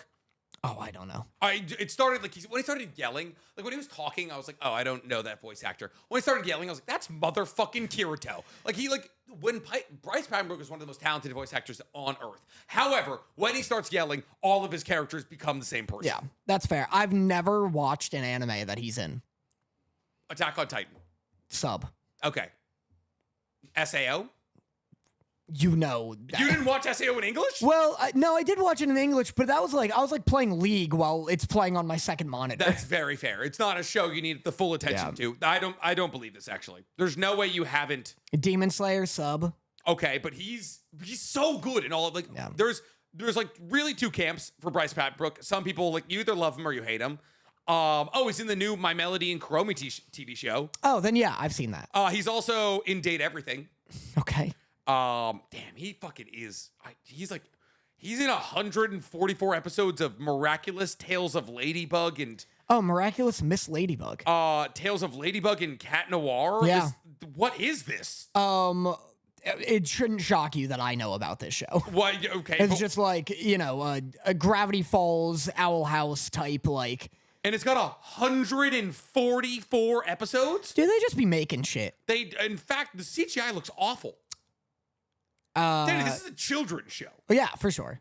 Why do you know the children's show? I don't know. People recommend me shit. I'm gonna react to Lego Monkey Kid in like a couple of weeks. I like money. Are we at the bottom of the barrel? Are we truly run? What are we waiting on? I'm waiting for Has Been season 2. I was like, there's something on the horizon that we're trying to get to currently. I'm desperately waiting. Speaking of that, the voice actor of so AJ Beckles watches my Dandadan reactions. Huge. My Dandadan season 2 reaction got taken down. It got copyright struck. Yeah, I saw you doing fucking all the. Yeah, so I did all the voices. Which was fun, but a lot of work. Okay. Yeah, I mean, I'd imagine dubbing not only the sound effects, but also 7 different characters would be a fucking. Did you like what was it? Just something I hardly know her. Did you see that clip I did? Oh yeah. The voice actor who plays like the lead, like Ogre, no, right? no, Oh. the lead like mafia family member, like the old woman. Oh yeah, her. Yes. Like the leader of the worm cult. Mm-hmm. She watched the video and was like, "Love this," and then we DM'd, and I was like, "Hey, thanks." I think I'm gonna need you on the next one. Are the Dandadan reactions doing well? Well, I don't know because it got taken down and I had to re-upload it with just me doing the voice. Crazy. So I probably won't do them anymore. Yeah, it's so nuts to me that like there's such like because it's not like I get like you don't even like react to the Dandadan or any of the shows the way that I react to Naruto, where like it's an entire episode getting uploaded and then occasionally I pause it and talk about it. Yeah. You're like, hey, there's probably like 7 or 8 minutes of actual episode like if in that, your reactions. There's no reason to copyright that. I know, and it's like great advertising. Like I get so many comments of people like, don't know the show, but watching because I like Danny, and then they watch the show. Like, so yeah, it's when a show gets like copyright hit, and then they're like, I'll fight it, and then they'll be like, all right, but we're gonna take the money, and I'll be like, all right. Well, then, so there's literally no reason for me to do this. Well, if enough people watch it and I get like a good subscriber conversion, then I'll be like, all right, I'll like take the hit on that, and like my other show will like make me money.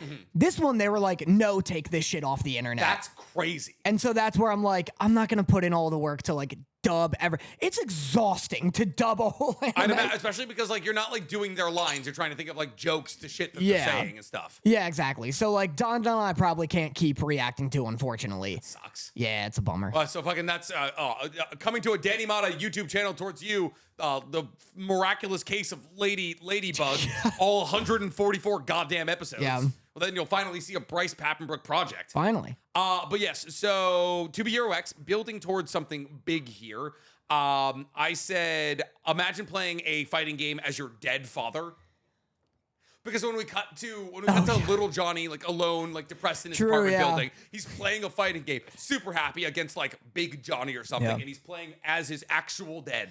Are there any? I guess LeBron's kids could do that. Or who died? Like, Kobe? what? Oh, like playing as a real life person? Yeah. That's fair, actually. I'm trying to think of like, I guess like, well, no. You could like if you're Arnold Schwarzenegger. Yeah. Like his children could play him in Mortal Kombat, right? He's alive. Well, but like LeBron's alive. Who died? Kobe? Kobe's dead, but he's not in a fighting game. He's in like 2K. Well, okay, yes, you could play as Kobe. I'm saying like fighting game. Well, okay, I'm just saying. Because like there's like all the sports games are all based off like real life. And then there's like UFC, I guess. Yeah. Like UFC and there's boxing games. Right. But like imagine seeing like your father and like fucking. And he gets his head taken off like by Sub-Zero. Yeah, exactly. Like you're like imagine Arnold Schwarzenegger dies and like his kid's like, oh, I miss him so much. Yeah. Let's boot up Mortal Kombat, and like Baraka's like tearing your dad apart. Your opponent online's just teabagging you into oblivion. I don't know how I'd feel about that actually. If I got input in like fucking do Injustice and I had to watch like the Flash like take me through like multiple different time zones or like time periods to smash my face into like the Sphinx. I'd have a clause where every fatality needs to be altered so that at some point they hit me in the balls. So it's just you can only fight Johnny Cage is what we're hearing here. Well, like everyone's fate, like Sub-Zero still like makes a big icicle and like impales you, but after he impales you, he runs up and kicks you in the balls. Yeah, he's just like you're already like your head's gone. He's just like one tap to the nuts. That'd be awesome. It's an addition to every fatality. I watched Ballerina, the new John Wick movie last night. Like we rented it on Amazon for 20 goddamn smackaroons. Oh God. I know. I'm supporting the small filmmakers of the world. Right. And she's like of the Roma Ruska, so she's like one of the ballerinas. And she's like smaller than all the men. Like, so they're like, oh, cheat, fight like a girl kind of thing. And fighting like a girl is apparently just shooting everybody in the cock and balls, because literally every single fight, if she's not punching somebody in the balls, she's shooting them in the balls. And honestly, I think I'd rather be shot in the head. That's so funny, because if bullets are like, I thought you were gonna be like, oh, she's always like kicking guys in the balls to like get them stunned. If you have a gun, just shoot them anywhere. She simply does, but she always starts with the balls. Like, it's like she'll go like knee, balls, head, and I'm like, just skip the balls. John Wick movies are funny because once they started involving like armor and like bulletproof vests, he just does it as like a punch. Like, he'll shoot people in the chest and they'll take it like it's a punch. Take a little stagger damage.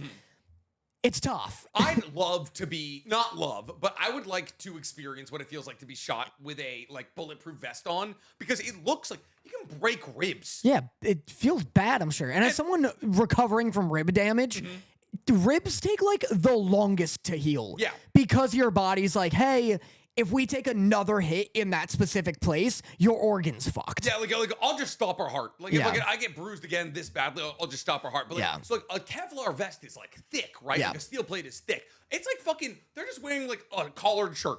Yeah.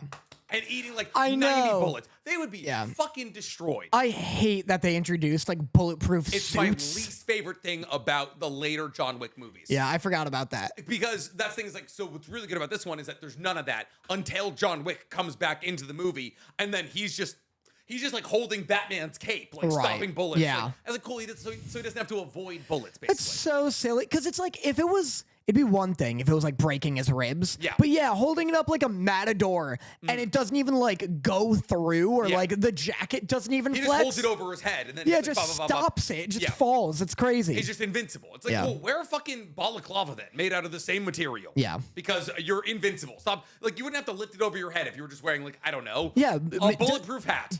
Make it in a hoodie. Yeah. You know? That would work. Yeah. I mean, sure, John Wick would look fucking stupid in a hoodie, but wear a hoodie. Yeah. Crazy. But very good movie. Watch Ballerina if you haven't seen it.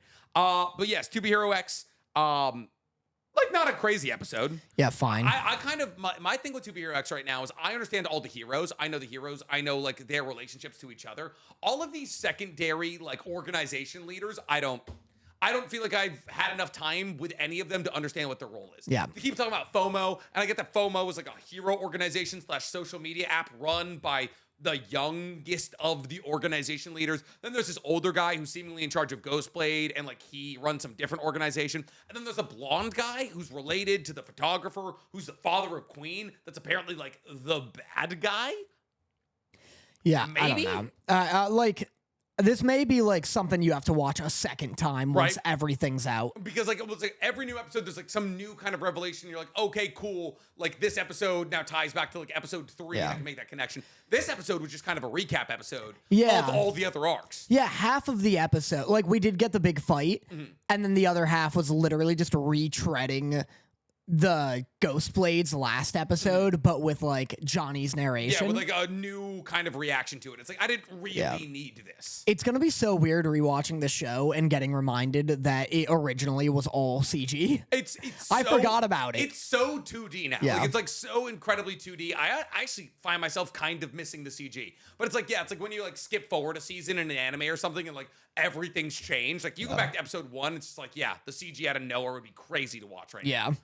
At one point, Queen's dad or Queen's uncle. Yeah, the blonde guy. Yeah, it's like, you should take a vacation around where that alien spaceship crashed. No, how about Tahiti? Yeah, like he was like, you need a vacation, you need to rest your body. How about you go to how about Area you go to 51? Chernobyl? Yeah, what the fuck are we talking about? And she was like, not suspicious about it at all. She's like, no, good idea. Like immediately takes Loli out to that exact trip. Like I get maybe maybe if like this is the Japan's equivalent of Palm Springs out there or some shit. Like, oh, it's in the desert. Go hang out. Like, I would like to see an alien crash, but I feel like it's still under active investigation, and I'm a hero. Yeah, exactly. They're gonna need me there for some, I don't know, some bullshit. But all right, is that everything? That is everything except for Dandadan. Kaiju number 8 and that's everything but Kaiju number 8 and Sakamotto Days, which you didn't watch. You didn't watch Kaiju, so I watched Kaiju. you did. We literally watched it together. Sakamoto briefly. No. Okay. Yeah. Kaiju. Yeah. Fine. He fights Kaiju number 9 for another time. They both get shot up a bunch. Yeah. And we get the final transformation, him breaking out of. It is kind of a cool moment where we see Kafka realizing that his crew is so powerful and so cool that he doesn't have to worry about killing them, because even if he were to turn on them, they're all powerful enough to like fight off against him. Yeah. I have always wanted to see Kikaru's mother's death. Like, they're like, oh, she died in this like legendary cataclysm. And Kaiju number 8 is going to be a shorter manga to begin with. I would love it if the anime took like some justices and like fleshing out these kind of cool, old, talked about moments. They don't show us this, but then they show us a real graphic scene of fucking Kafka killing Hikaru. Yeah, with his arm through her. Yeah, and I was like, fucking wrong woman I wanted to see die here. Yeah. Yeah, it was pretty cool. I don't really love Kaiju number 9 being half of a giant ant. I'd rather him be like just another humanoid guy, and they're like, I get though that he is more of like a long range like mage type of kaiju. He's also like a virus. Like it's like to symbolize the fact that he's like this virus that's spreading and adapting into other kaiju. We get the iconic like down. It's so funny that they chose like fucking swag rock as the way to hide. It's like ooh. Yeah. And I'm like, this is so funny. It takes me out of the moment entirely. It's like a Levi's commercial. It literally, like, I'm like, this is the backtrack to a Dodge truck fucking advertisement. It's like 1, 2, 3. Now you're playing with the big boys. Yeah, and it's like, it's like a truck like doing off-roading that would never do in like, any other setting. I was thinking about that the other day, where it's so weird to me that car commercials are all like, you ever find yourself in the desert? You ever find yourself barreling through cacti? And it's like, this doesn't appeal to me. No, he's like, how about be like, you ever try to make a 9-point turn out of a target? Like, you ever gotten real intimidated on a first date that you're not gonna be able to pull off this parallel parking job first try? You're like, you gotta show off. You can blow dinner before it even starts. I know, my car is like the most decrepit piece of shit. I recently had a stick of deodorant melt into the passenger seat. Jesus Christ. Actually, not the worst thing that could melt, because that's actually probably some pretty good sense. Smells okay, but like it's Fiji, it's whatever, Old Spice Fiji. Yeah. But like, it doesn't look great. It's just a big dark stain that smells like deodorant. I figured it would be like under the seat. No, it's like on the fucking carpet. It's like on the seat. Yeah. Good. My car, the paint's been chipping for years. The car is awful. So at some point, I'm gonna need a new car. And like every time I'm like, fantasy car shopping, like I'll be walking downtown and there's like a big like dealership, and I'll be like, I'll check it out. Every car is just too much car. What do you mean? They're all like too big, too fast? It's like, here's how fast you could drive on sand. And it's like, I'm not driving on sand. How do you get to sand? I don't think I can legally drive on sand anywhere. Just like take all the bells and whistles that are for like Trump loving, dip chewing, fucking like bass fishing fishers. Yeah. And they're like, there's a full grill in the back of this truck. I can't cook, and also I don't have big things. Yeah, they're like, you want a big trunk? Sure, that sounds nice. This one fits 11 tires. I don't need 11 tires. I've never had one not attached to a car before. Put all that technology into just giving me a bigger gas tank. Give me a gas tank the size of the truck. I want a 100-gallon tank. I want to fill up once a month. Yeah. Maybe once every 2 months. Yeah, like it's all...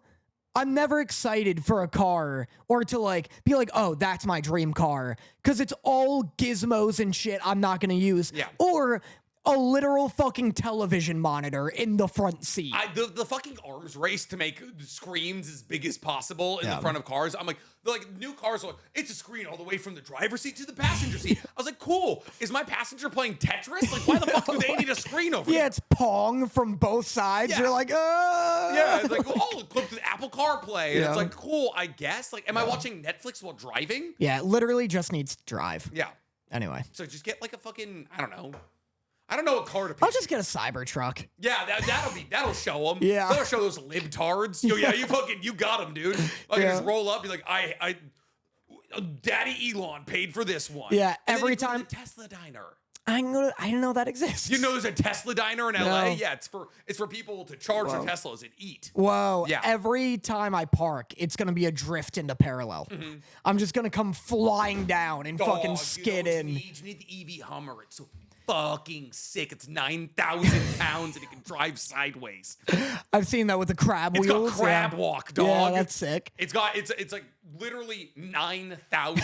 like some like parking garages don't allow you in because the car's too fucking heavy. That's what I mean. I'm like, that's sick looking. Every time I see a sick looking car, I'm like, but that'll be wasted on me. Oh, my Honda Civic is like too much car for me. Exactly. You need like a nice Fiat. You know, like a Fiat 500. I just need a nice little Ford Fiesta. Get a Mini Cooper. Sarah wants a Mini Cooper. Then share the Mini Cooper. She wants, what are they called? Yeah, no, Fiat, actually. She wants a Fiat. Yeah, she like likes a Fiat those. 500. Yeah. Something like that. You'd love it. I would You'd get look like huge in it. I'd get like a nice satisfaction out of knowing that like anytime I park in like an outdoor venue, people will see what looks like an open space. They're like, oh, and then they see me and they're like, fuck, the Mini Cooper. Yep. That gives me the same satisfaction. It's like getting hate big mail. car, little car, but you're the little car. Yeah, exactly. Nice. Yeah. Like that'll give me the same joy that getting hate mail on Xbox Live gives me. Oh, 100%. Like you just know, like, because when you're walking up to your car, you're just trying to find a spot next to like a fucking huge like Dodge Ram or something. Yeah, so just to hide behind. Yeah, just to hide behind. Everyone's like, I can't believe first floor. Can't believe I find it. Yeah. Nope, fuck you. I've been here since 6 a.m. Yeah. Hope you like put an Insta like 360 on the like out from your car so you can catch people's reactions. Yeah. So that was Kaiju number 8. Yeah. Cool. Good shit. Do we want to play our game? Oh God, yeah. What is that? I mean, we don't have to. Let's play our game. Okay, We have time. cool. Do you want bennies after this? Dog, I would fucking smoke a burrito. I'm gonna smorter some. That'd be huge. That'd be absolutely huge. All right, me and Danny have a game today. It is called I guess it's not. Let's say it from the top there. Me and Danny have a game here. It's called Higher or Lower. It's a game we played before. We'll be given 2 characters and must guess which of them Hold on. You always do this. When you read it like unintelligibly. Just take it slow. Like you're introducing it for TikTok, you know? Oh, this was just for the podcast. Oh, all right. I was going to have you do a TikTok one later. Oh, all right. I will. Better at it. Regardless, when you read it, you just cook through it. Uh-huh. It's so hard to understand what you're saying. I'm doing it for the podcast listeners. They gotta hear it. They understand me. This is constructive feedback. This is not an attack. If quick ADHD mumbling wasn't within their repertoire of understanding, they wouldn't be listening to this podcast. I'm just saying. Oh, I'm just jerking it. All right. Don't. You can't see what I'm doing with my hands. What do you want from same old, dude. California burrito, carne asada style. All right. Spit on it. Tell Mike to have his way with it. Spit on it style. Yeah, dog. All right. Tell Benny to have his way with it. I want it Benny style. Hey, Benny. Style that shit. Hey, fucking rotisserie my burrito. All right. Today we're playing a game. It's called Higher or Lower, where we're given 2 characters and we have to guess which of them is higher on the Rule 34 ranked list. Yes, there's a list that tells you how much fake characters have. Wait. It's okay. Wait. Hello? I'm scared. Hello? It's dark. Today me and Danny are playing Higher or Lower, a game where we guess. I should have ordered the Bennies. Here, can you see if this is your address so I don't say it out loud? Yeah, dude, 1035 Wallaby Way. That freaked me out. That was me. getting close. Hey, all right, let's go. You're tipping 25%. Please. I'm kidding. You're tipping 15%, the standard. Tip me 90%. Dude, you know what I wanted to bring up? At the fucking, I thought I had your face. I tried to pay with face. Dude, at fucking Bee's Knees. Yeah. At the smoothie bar, they had a 40% tip option. Ridiculous. The tip options were 20, 25, 30, and 40%. Ridiculous. I'm At a sorry. place that makes a salary. I'm sorry. What now? No, thank you. 40% is crazy. Mm-hmm. Just fucking like, I don't know. I guess I don't want prices increased, but at the same time, that's how I've always felt at restaurants. Just pay people more. Just pay people. Well, yeah, they have the money to pay people more. So that's the actual answer. But I remember when I was young, I was always like, hey, just make the food more expensive if this isn't the actual price. Like, Oh my God, it's so nice being in other countries and being like, oh, the price is the price. yeah. Price is they're like, here's my card. They're like, sign. Yeah. I'm like, cool. I don't have to do rudimentary arithmetic right now to figure out how much money I owe you, the person who's giving me breadsticks all night. Yeah. Oh, it's awful. I know, especially if they don't have like where it says like 15% would be this, 20 would be this. I'm giving you the most random guesstimate of what I think that percentage is. I just like kind of round up. I need this to be a flat number. Yeah. Anyway. Anyways. Ayo, Benny. All right. Today, me and Danny are playing Higher or Lower, a game where we're given 2 characters and we have to guess which one of them has more Rule 34 content made about them. Everybody we're going to be talking about today is within the top 100 list of Rule 34 content. So, with no further ado, let's crack into it here. I'm opening a Google Doc. Don't scroll through. Wait. I'm going to read this for all of our podcast listeners. Don't scroll through, you'll be arrested. Yeah, don't remove the mattress tag. Don't scroll through. Answers located below each individual question. Below is a series of 10 character matchups. Each character is listed as... Oh, wait. What the fuck? Okay. I can't even find this. It's in the newest games. Look for a picture of your face. Below is a series of 10 character matchup. Each character is listed on the I Came Top 100, a ranking of how many times people found enjoyment from a character on Rule 34.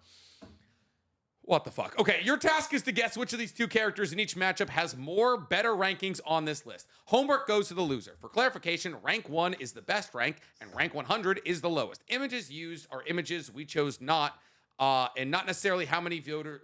Wait. The images used are images we chose, and not necessarily how the voters view each character. What the fuck is I Came? I Came Top 100, baby. So apparently when you're on rule34.com, you say I came once you're done, and you upvote the character. That's this can't be real. Awesome. This simply can't be real. I'm going to Rule 34 right now. I like that sense of community. Listen, and there's no greater community than rule34.xxx. XXX. Yep. I've never been on Rule 34. You never been on Rule 34? I'm on it right now. I'm not seeing an I came button though. Well, maybe it's like a separate website that like is just tracking clicks. Maybe, you know, maybe like Social Blade. Social Blade for Rule 34. Yeah, I'm not seeing an I came button here. All right, ready? I'm gonna do the TikTok thing. Yeah, hook me up. Okay. Rule 34, higher or lower? Nick, which of these characters has more clicks on Rule 34? Lucario or Gardevoir? Okay, so we... I have my answer already, locked in. Pokemon plushies, right? And we found out that they were just going down the spectrum of like, oh, this Pokemon has the most Rule 34 made about them, which I believe is why they made Lucario first. Yeah, the fact that Lucario has a life-sized lifestyle plush before Gardevoir got one. That's real supportive, mind you. He'll give you tissues. He'll be there when you're crying. He's a good listener. He's a great listener. Yeah. He's always there. Leads me to believe that Lucario is more searched than Gardevoir. Lucario is also more furry coated.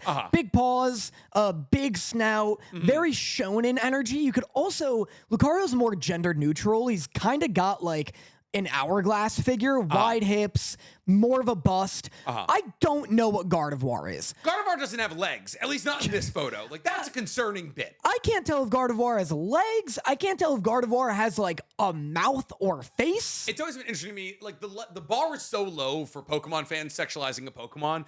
Like, it's just like, if it looks like a person, it will be sexualized. Gardevoir's nose is her hair. Gardevoir's nose is her hair. They're both Mistborn Inquisitors. Yeah, like literally. They have spikes through them. Yep, 100%. Unfortunately, not through the eyes. Yeah, not through the eyes. Can you imagine if like Pokemon, like, you know, fucking purple and green, whatever comes out next, are like, yeah, this one's a little monkey guy. This one's a little pig. This one's an inquisitor. Please, my fucking eyes. Just a guy. The God Emperor doesn't exist in this universe. This just hurts. I'm going to Lucario. I'm going Lucario as well. And it's Lucario. Is rank 29 and Gardevoir is 37. That means there is 29 other fictional characters with more Rule 34 than Lucario. That's crazy. Which feels unlikely.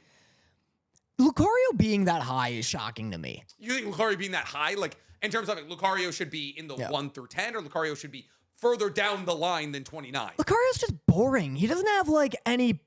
That's the thing, though. It's the bar is so low for the Pokemon. The Pokemon fandom is huge, and they need something to sexualize. And I'm not saying they need something to sexualize. Right. I just mean in terms of like powers. What? All right, number 2. All right. Rule 34, higher or lower edition. Who has more clicks on Rule 34, Hinata or Sakura? This one's interesting because it's popularity versus attractiveness, because Hinata's so much better than Sakura. Hinata is the less popular character. For sure. Sakura is like it or not, Sakura is very popular in the Naruto universe. Hinata's the better choice here. Yeah, 100%. Objectively. Physically, personality-wise, everything. But I also feel like Hinata is more often sexualized than Sakura. Yeah. I can't believe Ino's not in this running. Ino, but that's not only like Ino is the hottest of the three of them by far. Yeah. But Ino's just not that prominent in the story, so no one really gives a shit. You're the expert. I'll defer to you. I'm gonna go with. Oh man, I've seen some Sakura-based hentai. I've never seen Hinata-based hentai. Go off, King. So I'm gonna go with Sakura. Okay. It's Sakura at rank 50, Hinata at 52. Neck and neck. Holy shit. Both way higher than Lucario. That means Lucario has like probably double the amount of porn drawn. Both of these Pokemon do. Yeah, both of these animals that you control and force to fight have more porn drawn for them than the adult versions of Hinata and Sakura. This next one's also interesting. It's Lucy, Heartfilia, or Tsunade. Wow. Again, it's popularity, and also Tsunade's got like quadruple W breasts. Yes, but Tsunade's not like sexualized. Like she is like inherently her character design sexualizes her. But like when we're talking about sexualization of female characters, Lucy Heartfilia is like oh yeah, Fairy Tail is porn. Fairy Tail is porn. Yeah, like you can't watch Fairy Tail with at least 50% chub. Like it is like Lucy Heartfilia is way more sexualized than Tsunade is, which is crazy when you consider the fact that like Tsunade is the cosplay option of every ridiculously large-breasted woman in the anime industry. Okay, I'll throw a curveball. Okay. I think it's Tsunade because you don't need to go to Rule 34 to see Lucy half naked and in sexual situations. Fair, very fair. But at the same time, you're like, oh, you're getting teased by Fairy Tail, and you're like, I want to see the nipples. It's hardly even being teased in Fairy Tail. It's certainly enough, especially in all of the movies. I'm going to go with Lucy. I'll go Tsunade. Okay. And it's Tsunade at 94, Lucy at 99. Wow. Yeah. Lucy barely making the list. Neck and neck. That's crazy. I figured maybe it is a kind That's of what I'm saying. You just go watch Fairy Tail, and you're gonna get a good enough experience. This one's fucked. Wow. I wouldn't have thought about either of these being in the top 100. I wouldn't have thought of either of these really being on the site. That's crazy. Thankfully, both the images are them as adults. Yes, fair. Very fair. Katara or Korra? Do you not want to do? You don't want to do the intro to this one? I don't need this one on TikTok. This one doesn't need TikTok. I have never, like, these are the two most classical examples of women not sexualized by their own universes. Yeah. But they are like prominent women in like animated spheres. Here's the thing though. Katara is the more popular, obviously. Well, like more popular in terms of more people know her or more people like her? Just in general. Gotcha. Both answers. Fair. Korra, there's a meme that in every season, Korra's in some type of bondage. Yeah. Not just bondage, but like insane fucking like fisheye lens, like chain around her mouth bondage. Oh, she like fucking gagged? Just always wrapped up. And also she's like got the build of a silverback gorilla. Like she's ripped as hell.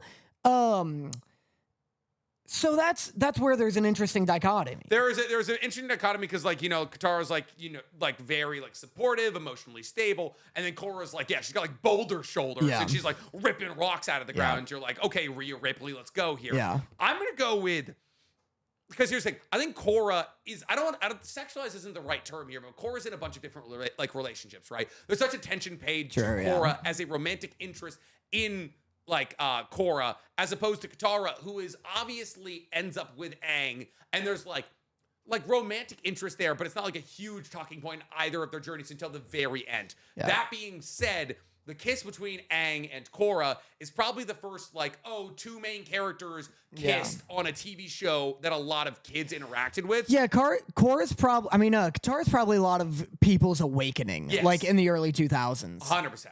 or I guess not awakening, but like crush in the same way that like a lot of people had a crush on Zuko and they get older and they're like, oh yeah, if Zuko was an adult, like that'd be hot. Like Sam from Danny Phantom, that's an awakening. Katara's a crush. Yeah, exactly. Like I like all of Total Drama Island, awakening. That's true. Katara crush. Bridget, Total Drama Island. You would be a Bridget. Bridget's the answer. She's the surfer. How are you not? That's wild to me. Oh, what are you, Gwen? Yeah, yeah, brother, 100%. What was the one's name? Bridget. Oh, that was Bridget. Or Lindsay. I think it was Lindsay. The ditzier one. The ditzier one. Yeah. All right, I'll go Katara.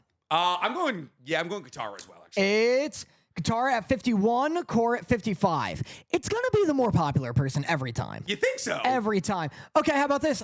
Nick. Hold on, I'm gonna do the intro. This one belongs on TikTok. Okay. Ready? Yeah. Rule 34. Rule 34, higher or lower edition. Who has more clicks on Rule 34? Nico Robin or Emperor Donald Trump? This existing makes sense to me. All right. I'm trying to wrap my mind around this conceptually because like, yes, like he's a prominent figure. So like, of course, like Rule 34 is literally, if it exists, there's porn of it. And he is a prominent figure. I'm just trying to figure out if this porn shines him in either a good light or a bad light. I need the answer to be Donald. Undoubtedly Donald Trump. I don't think so. I think Nico Robin. See, all right, so Sakura and Hinata were mid 50s, right? I think Nico Robin's got like 40s in her, probably, maybe even like high 30s. Yeah. Well, she also has a power that lends to it. That's my beef with Lucario. What? What part of the Hana Hana no Mi lends to Rule 34 being drawn of her? Hands galore. Hands galore. Galore. It is okay. Once she starts busting out big feet, that I understand. Hands galore. Are people into hands? Just have it like why you don't need many hands makes light work is what you're saying. Yeah, you don't need to invest in bondage when your girl's got a billion hands. I'm telling you right now, you don't need more than 2 hands for me. All right, I'm a one hand guy. All right. It's got to be Trump. It's got to be Nico. It's got to be Trump. All right, and it's Trump ranks 66, Nico Robin ranks 67. They are neck and neck. That is, first off, insanely high for Nico Robin. I cannot believe Hinata and Sakura have Robin egged out. That's crazy to me. Insanely low for Donald. That means that Donald Trump has more Rule 34 clicks than Katara, Korra. Oh, wait, no. Katara and Korra are They lower. beat him. But Tsunade and Lucy Heartfilia are getting not only beat, but dusted by our current emperor. Wow. That's insane. Let's skip this one. You don't want the next one? I feel like we should skip this one. Why? Because the images are them as adults, but they don't mean them as adults. Fair, I guess. Okay. The next one's funnier anyway. Okay. All right. Rule 34, higher or lower. Which character has more Rule 34 clicks? Okay. Astolfo from Fate or Umbreon from Pokemon? Oh, okay. I know for a fact Umbreon is more searched than Espeon. I don't understand. Listen, all right. I could understand based off, like, you see the plush, you see a support of Lucario, and you're like, wow, what a husband. Right. Gardevoir, cool Pokemon in a dress. Yeah. I get it. The evolution shit, it freaks me out a little bit. This one's just a dog. It's a cat. It's just a black cat. I love that they're like, yeah, they're all foxes, but like, this one's into Blink 182. Well, no, like Sylveon. No, not Sylveon. Umbreon's got like the bangs. Yeah. And it's like, okay, that one's got personality. Umbreon does not have bangs. I'm Vaporeon, I mean. Glaceon? Glaceon's the one that looks like Audrey Plaza. Yes, yeah. It's like, all right, cool. I understand a little personality here. Umbreon is just a cat. That one's wild to me. Yeah. I think it's Umbreon. I'm gonna have to go with Astolfo because everyone loves a femboy, and Astolfo's a great character to begin with. Is Astolfo a boy? Astolfo is a boy. Whoa. Yeah. That's a large talking point in Fate Apocrypha. And that's why Astolfo is as popular as he is, because everyone's like, oh my God, that's a man. Yeah. So I'm going to go with Astolfo. Hopefully, please. It's Astolfo at 49, Umbreon at 95. Not even close, and that's for the best. I don't want to say that restores my faith in the anime world, because that still means that there are, I mean, top 100 for the Fox is kind of crazy, but hey, I'll take it.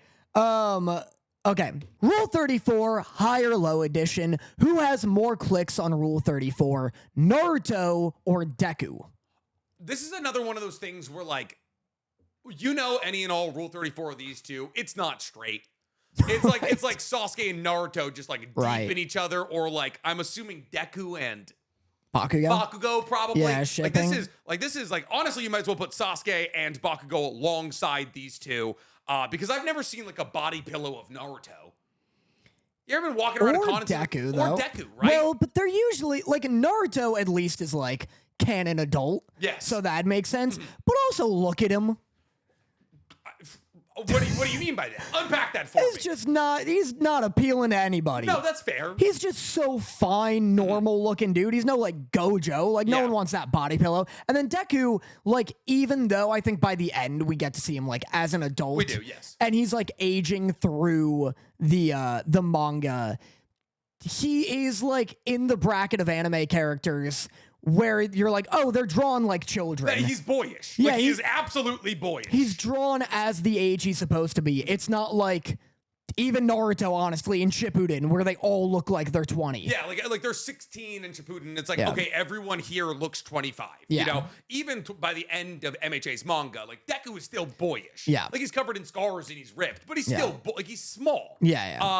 I'm gonna go with Naruto. I think Naruto by sheer popularity. Yeah. Yeah, Naruto 56, Deku 74. Yeah. I think this is just they're both top 100 just based off the sheer fact that they are stuck in BL adjacent shonen anime, where like they love the men in their lives more than they love anybody else. You know? No, that makes sense. Oh my god, this is a good one. This one makes sense. This is a good one because listen, Katara was a crush. Ty Lee was an awakening. Yeah, Ty Lee was an awakening for a lot of people. Even Azula was kind of an awakening, if we're being real. They're both awakenings, but it's because they're both the older characters. Like when you're a kid, when I was a kid, I always saw like Zuko, Azula, etc. being like in their 20s because they just so like seemed significantly older than like I would ever be. Yes, exactly. And also they have like that beach episode, and like Zuko's like openly courting May or May. Yeah. Anyways, dude, he's also like a prince and like involved in politics and, he's taller shit. than Aang by like a fucking fair amount. Oh man, the girls from the Fire Nation were good. They truly went 3 for 3. Yeah, they like all 3 of those. Like I never liked May as a kid. She's just boring. She's goth. She's Aubrey Plaza.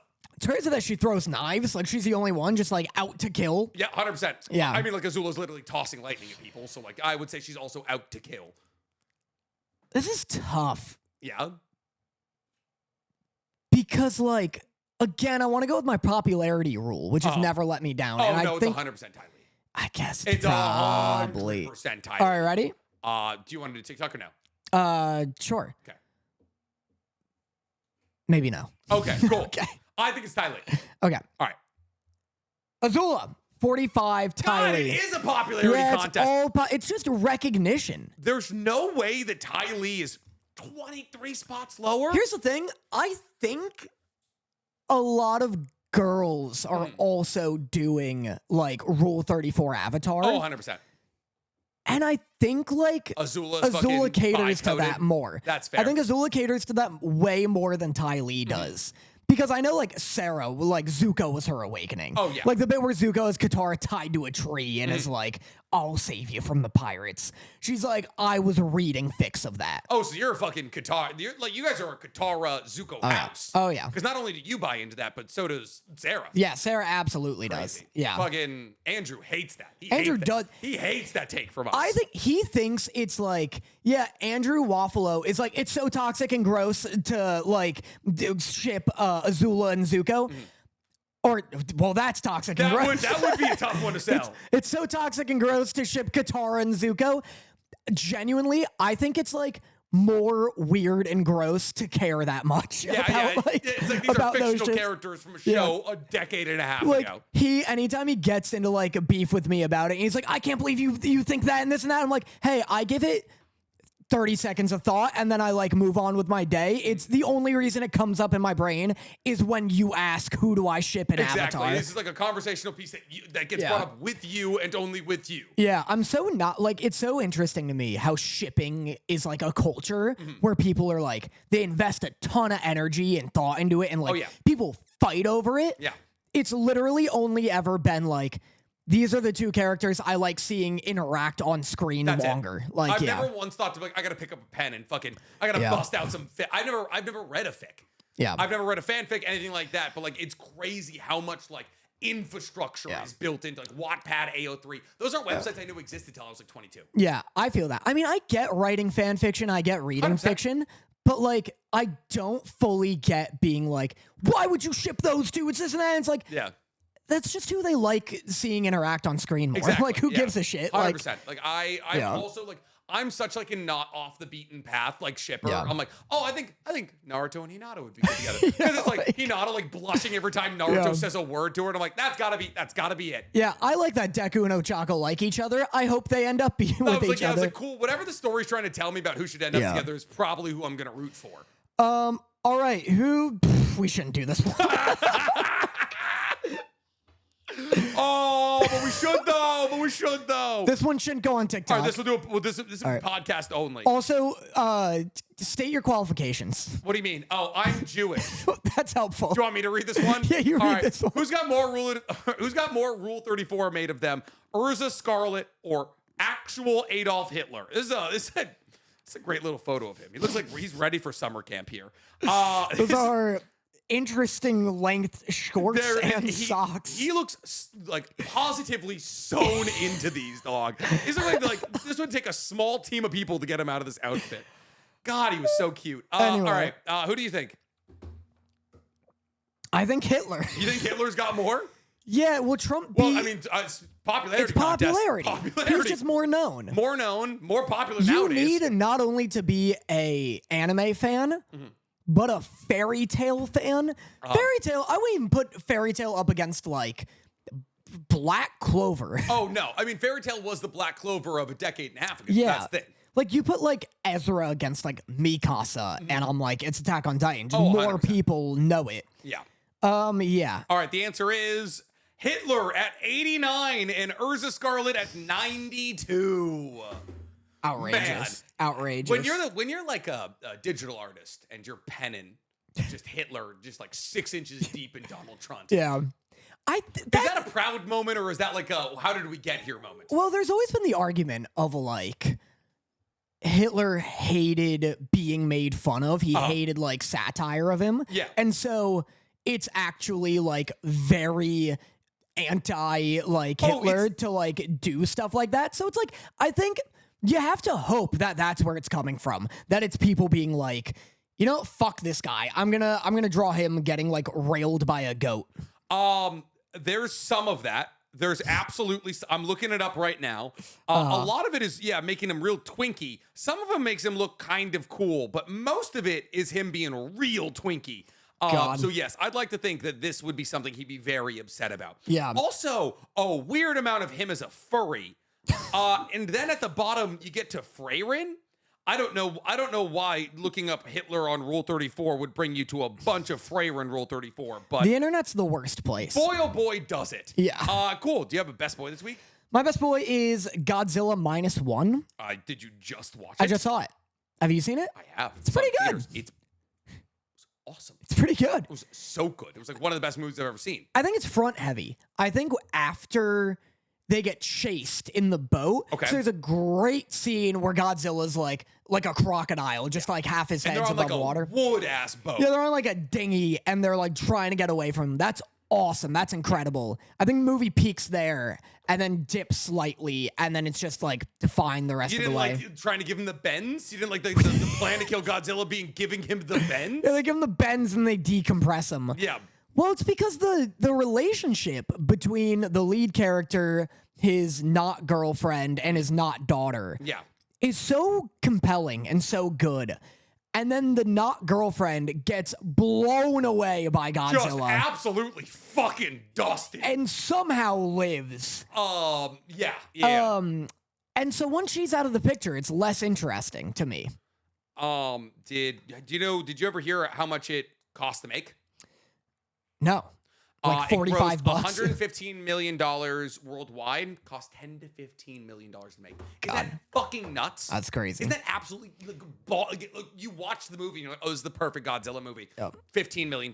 Yeah. It's insane. My best boy this week is nothing. I didn't have one. Okay. I have nothing. You can't even spontaneously like something of the week? My best boy this week is Dorothy.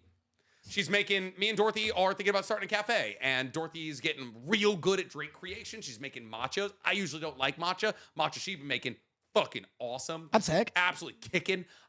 So gonna get big into caffeine, apparently. I don't usually drink caffeine, but I'm just gonna get big into it because my incredible girlfriend's gonna start making a bunch of it. Nice. Yeah. Very cool. So when I open a cafe, I'm gonna do a soft opening, only for people on the Patreon or something. I don't know. I want all the homies there. I want everyone to come through, do a little shopping, do a little cafe shopping, and hang out. But yeah, so future career on the line here for Nick. Maybe just get into fucking slinging coffees. You got a flashback? News? Yeah. I think I already gave my news. What was your news? I don't remember, but I remember giving it. You think you gave it, but you don't remember. I have no news. Also, Lebanon? What about the country? Or Indonesia? Okay, also a country nowhere near Lebanon. One of these. Lebanon's in the Middle East. Indonesia is Southeast Asia. It's like 127 islands. For Indonesia's 80th Independence Day, citizens across the country are planning to raise the Straw Hat Pirate flag instead of the national flag to express their dissatisfaction with current conditions. Yep. The flag has become a symbol of protest, hope for freedom, and call for a better future. Raising the One Piece flag is now considered a crime and an attempt to divide the nation, according to the Indonesian government. That's crazy. Can you imagine if, like, a revolution sparks with that flag? A One-Piece based revolution. Yeah. Dude, I would not fuck around with the government in Indonesia. They just kill motherfuckers. Yeah. But, like, that's awesome. That's really, really cool. That's also, man, that's the thing. Like, when people, like, it's so aggravating to me when, like, people from, like the far right interact with One Piece in any metric, like, whatsoever. And I'm like, you don't understand that this entire fucking universe is built around the idea that fascism needs to be destroyed in literally all facets. You think One Piece is banned in Indonesia now? That'd be like clearly it's incentivizing some kind of like civil unrest. Yeah. That's a bummer for One Piece because clearly it's popular enough. It's popular enough in Indonesia, but like also kind of based for One Piece and like proves the point of like, hey, this is about overthrowing like authoritarian governments. Yeah, that's so sick. Super based. Shout out to Indonesia. Shout out to One Piece. All right, that brings us to our favorite part of the episode, Love Letters, where we pull our live audience to ask us a question here. We answer live on the podcast. So if you want to get the podcast 2 days early, hang out with me and Danny before and after the podcast. Get the raw, uncut version of the podcast because sometimes me and Danny we be running into issues that do need to be cut from the final editions, or get 2 hours of extra Nick and Danny content a month. You can become a member over on the Patreon for $4.99 a month. So, Danny, is there any questions that need answering in our incredible live chat that we both now watch the podcast with open, mind you? Panama asks, what inanimate object would you like to be in the new hottest game on the internet right now, Date Everything? Now, a little bit of context here. Neither me or Danny have played Date Everything. We're just trying to think about what inanimate object we'd like to be. You have an answer? I do have an answer. What's your answer? I think I'd like to be the shower head. Because everyone's happy in the shower. This is an awful answer. Everyone's happy in the shower. You know, it's like you ever been in a shower, like you're upset.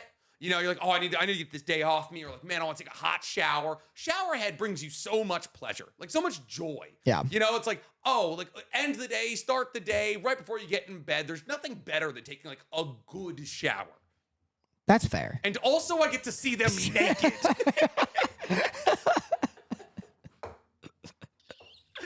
That's the real reason. I don't know. I don't interact with a lot of inanimate objects in your home. You know what? What? I want to be a spoon. Oh. I'm cuddling all day. Okay. Cuddling other spoons. Cuddling other spoons in a drawer in I'm the dark. big and little spoon all day. Hanging out with the forks, hanging out with the knives. Yep. Well, you guys are separated. Yeah, but it's a party in the cupboard. Well, it's dark, and it's... You're less lonely than the shower. There's tons of inanimate objects in the shower. Yeah, but you're all the way up top. Yeah.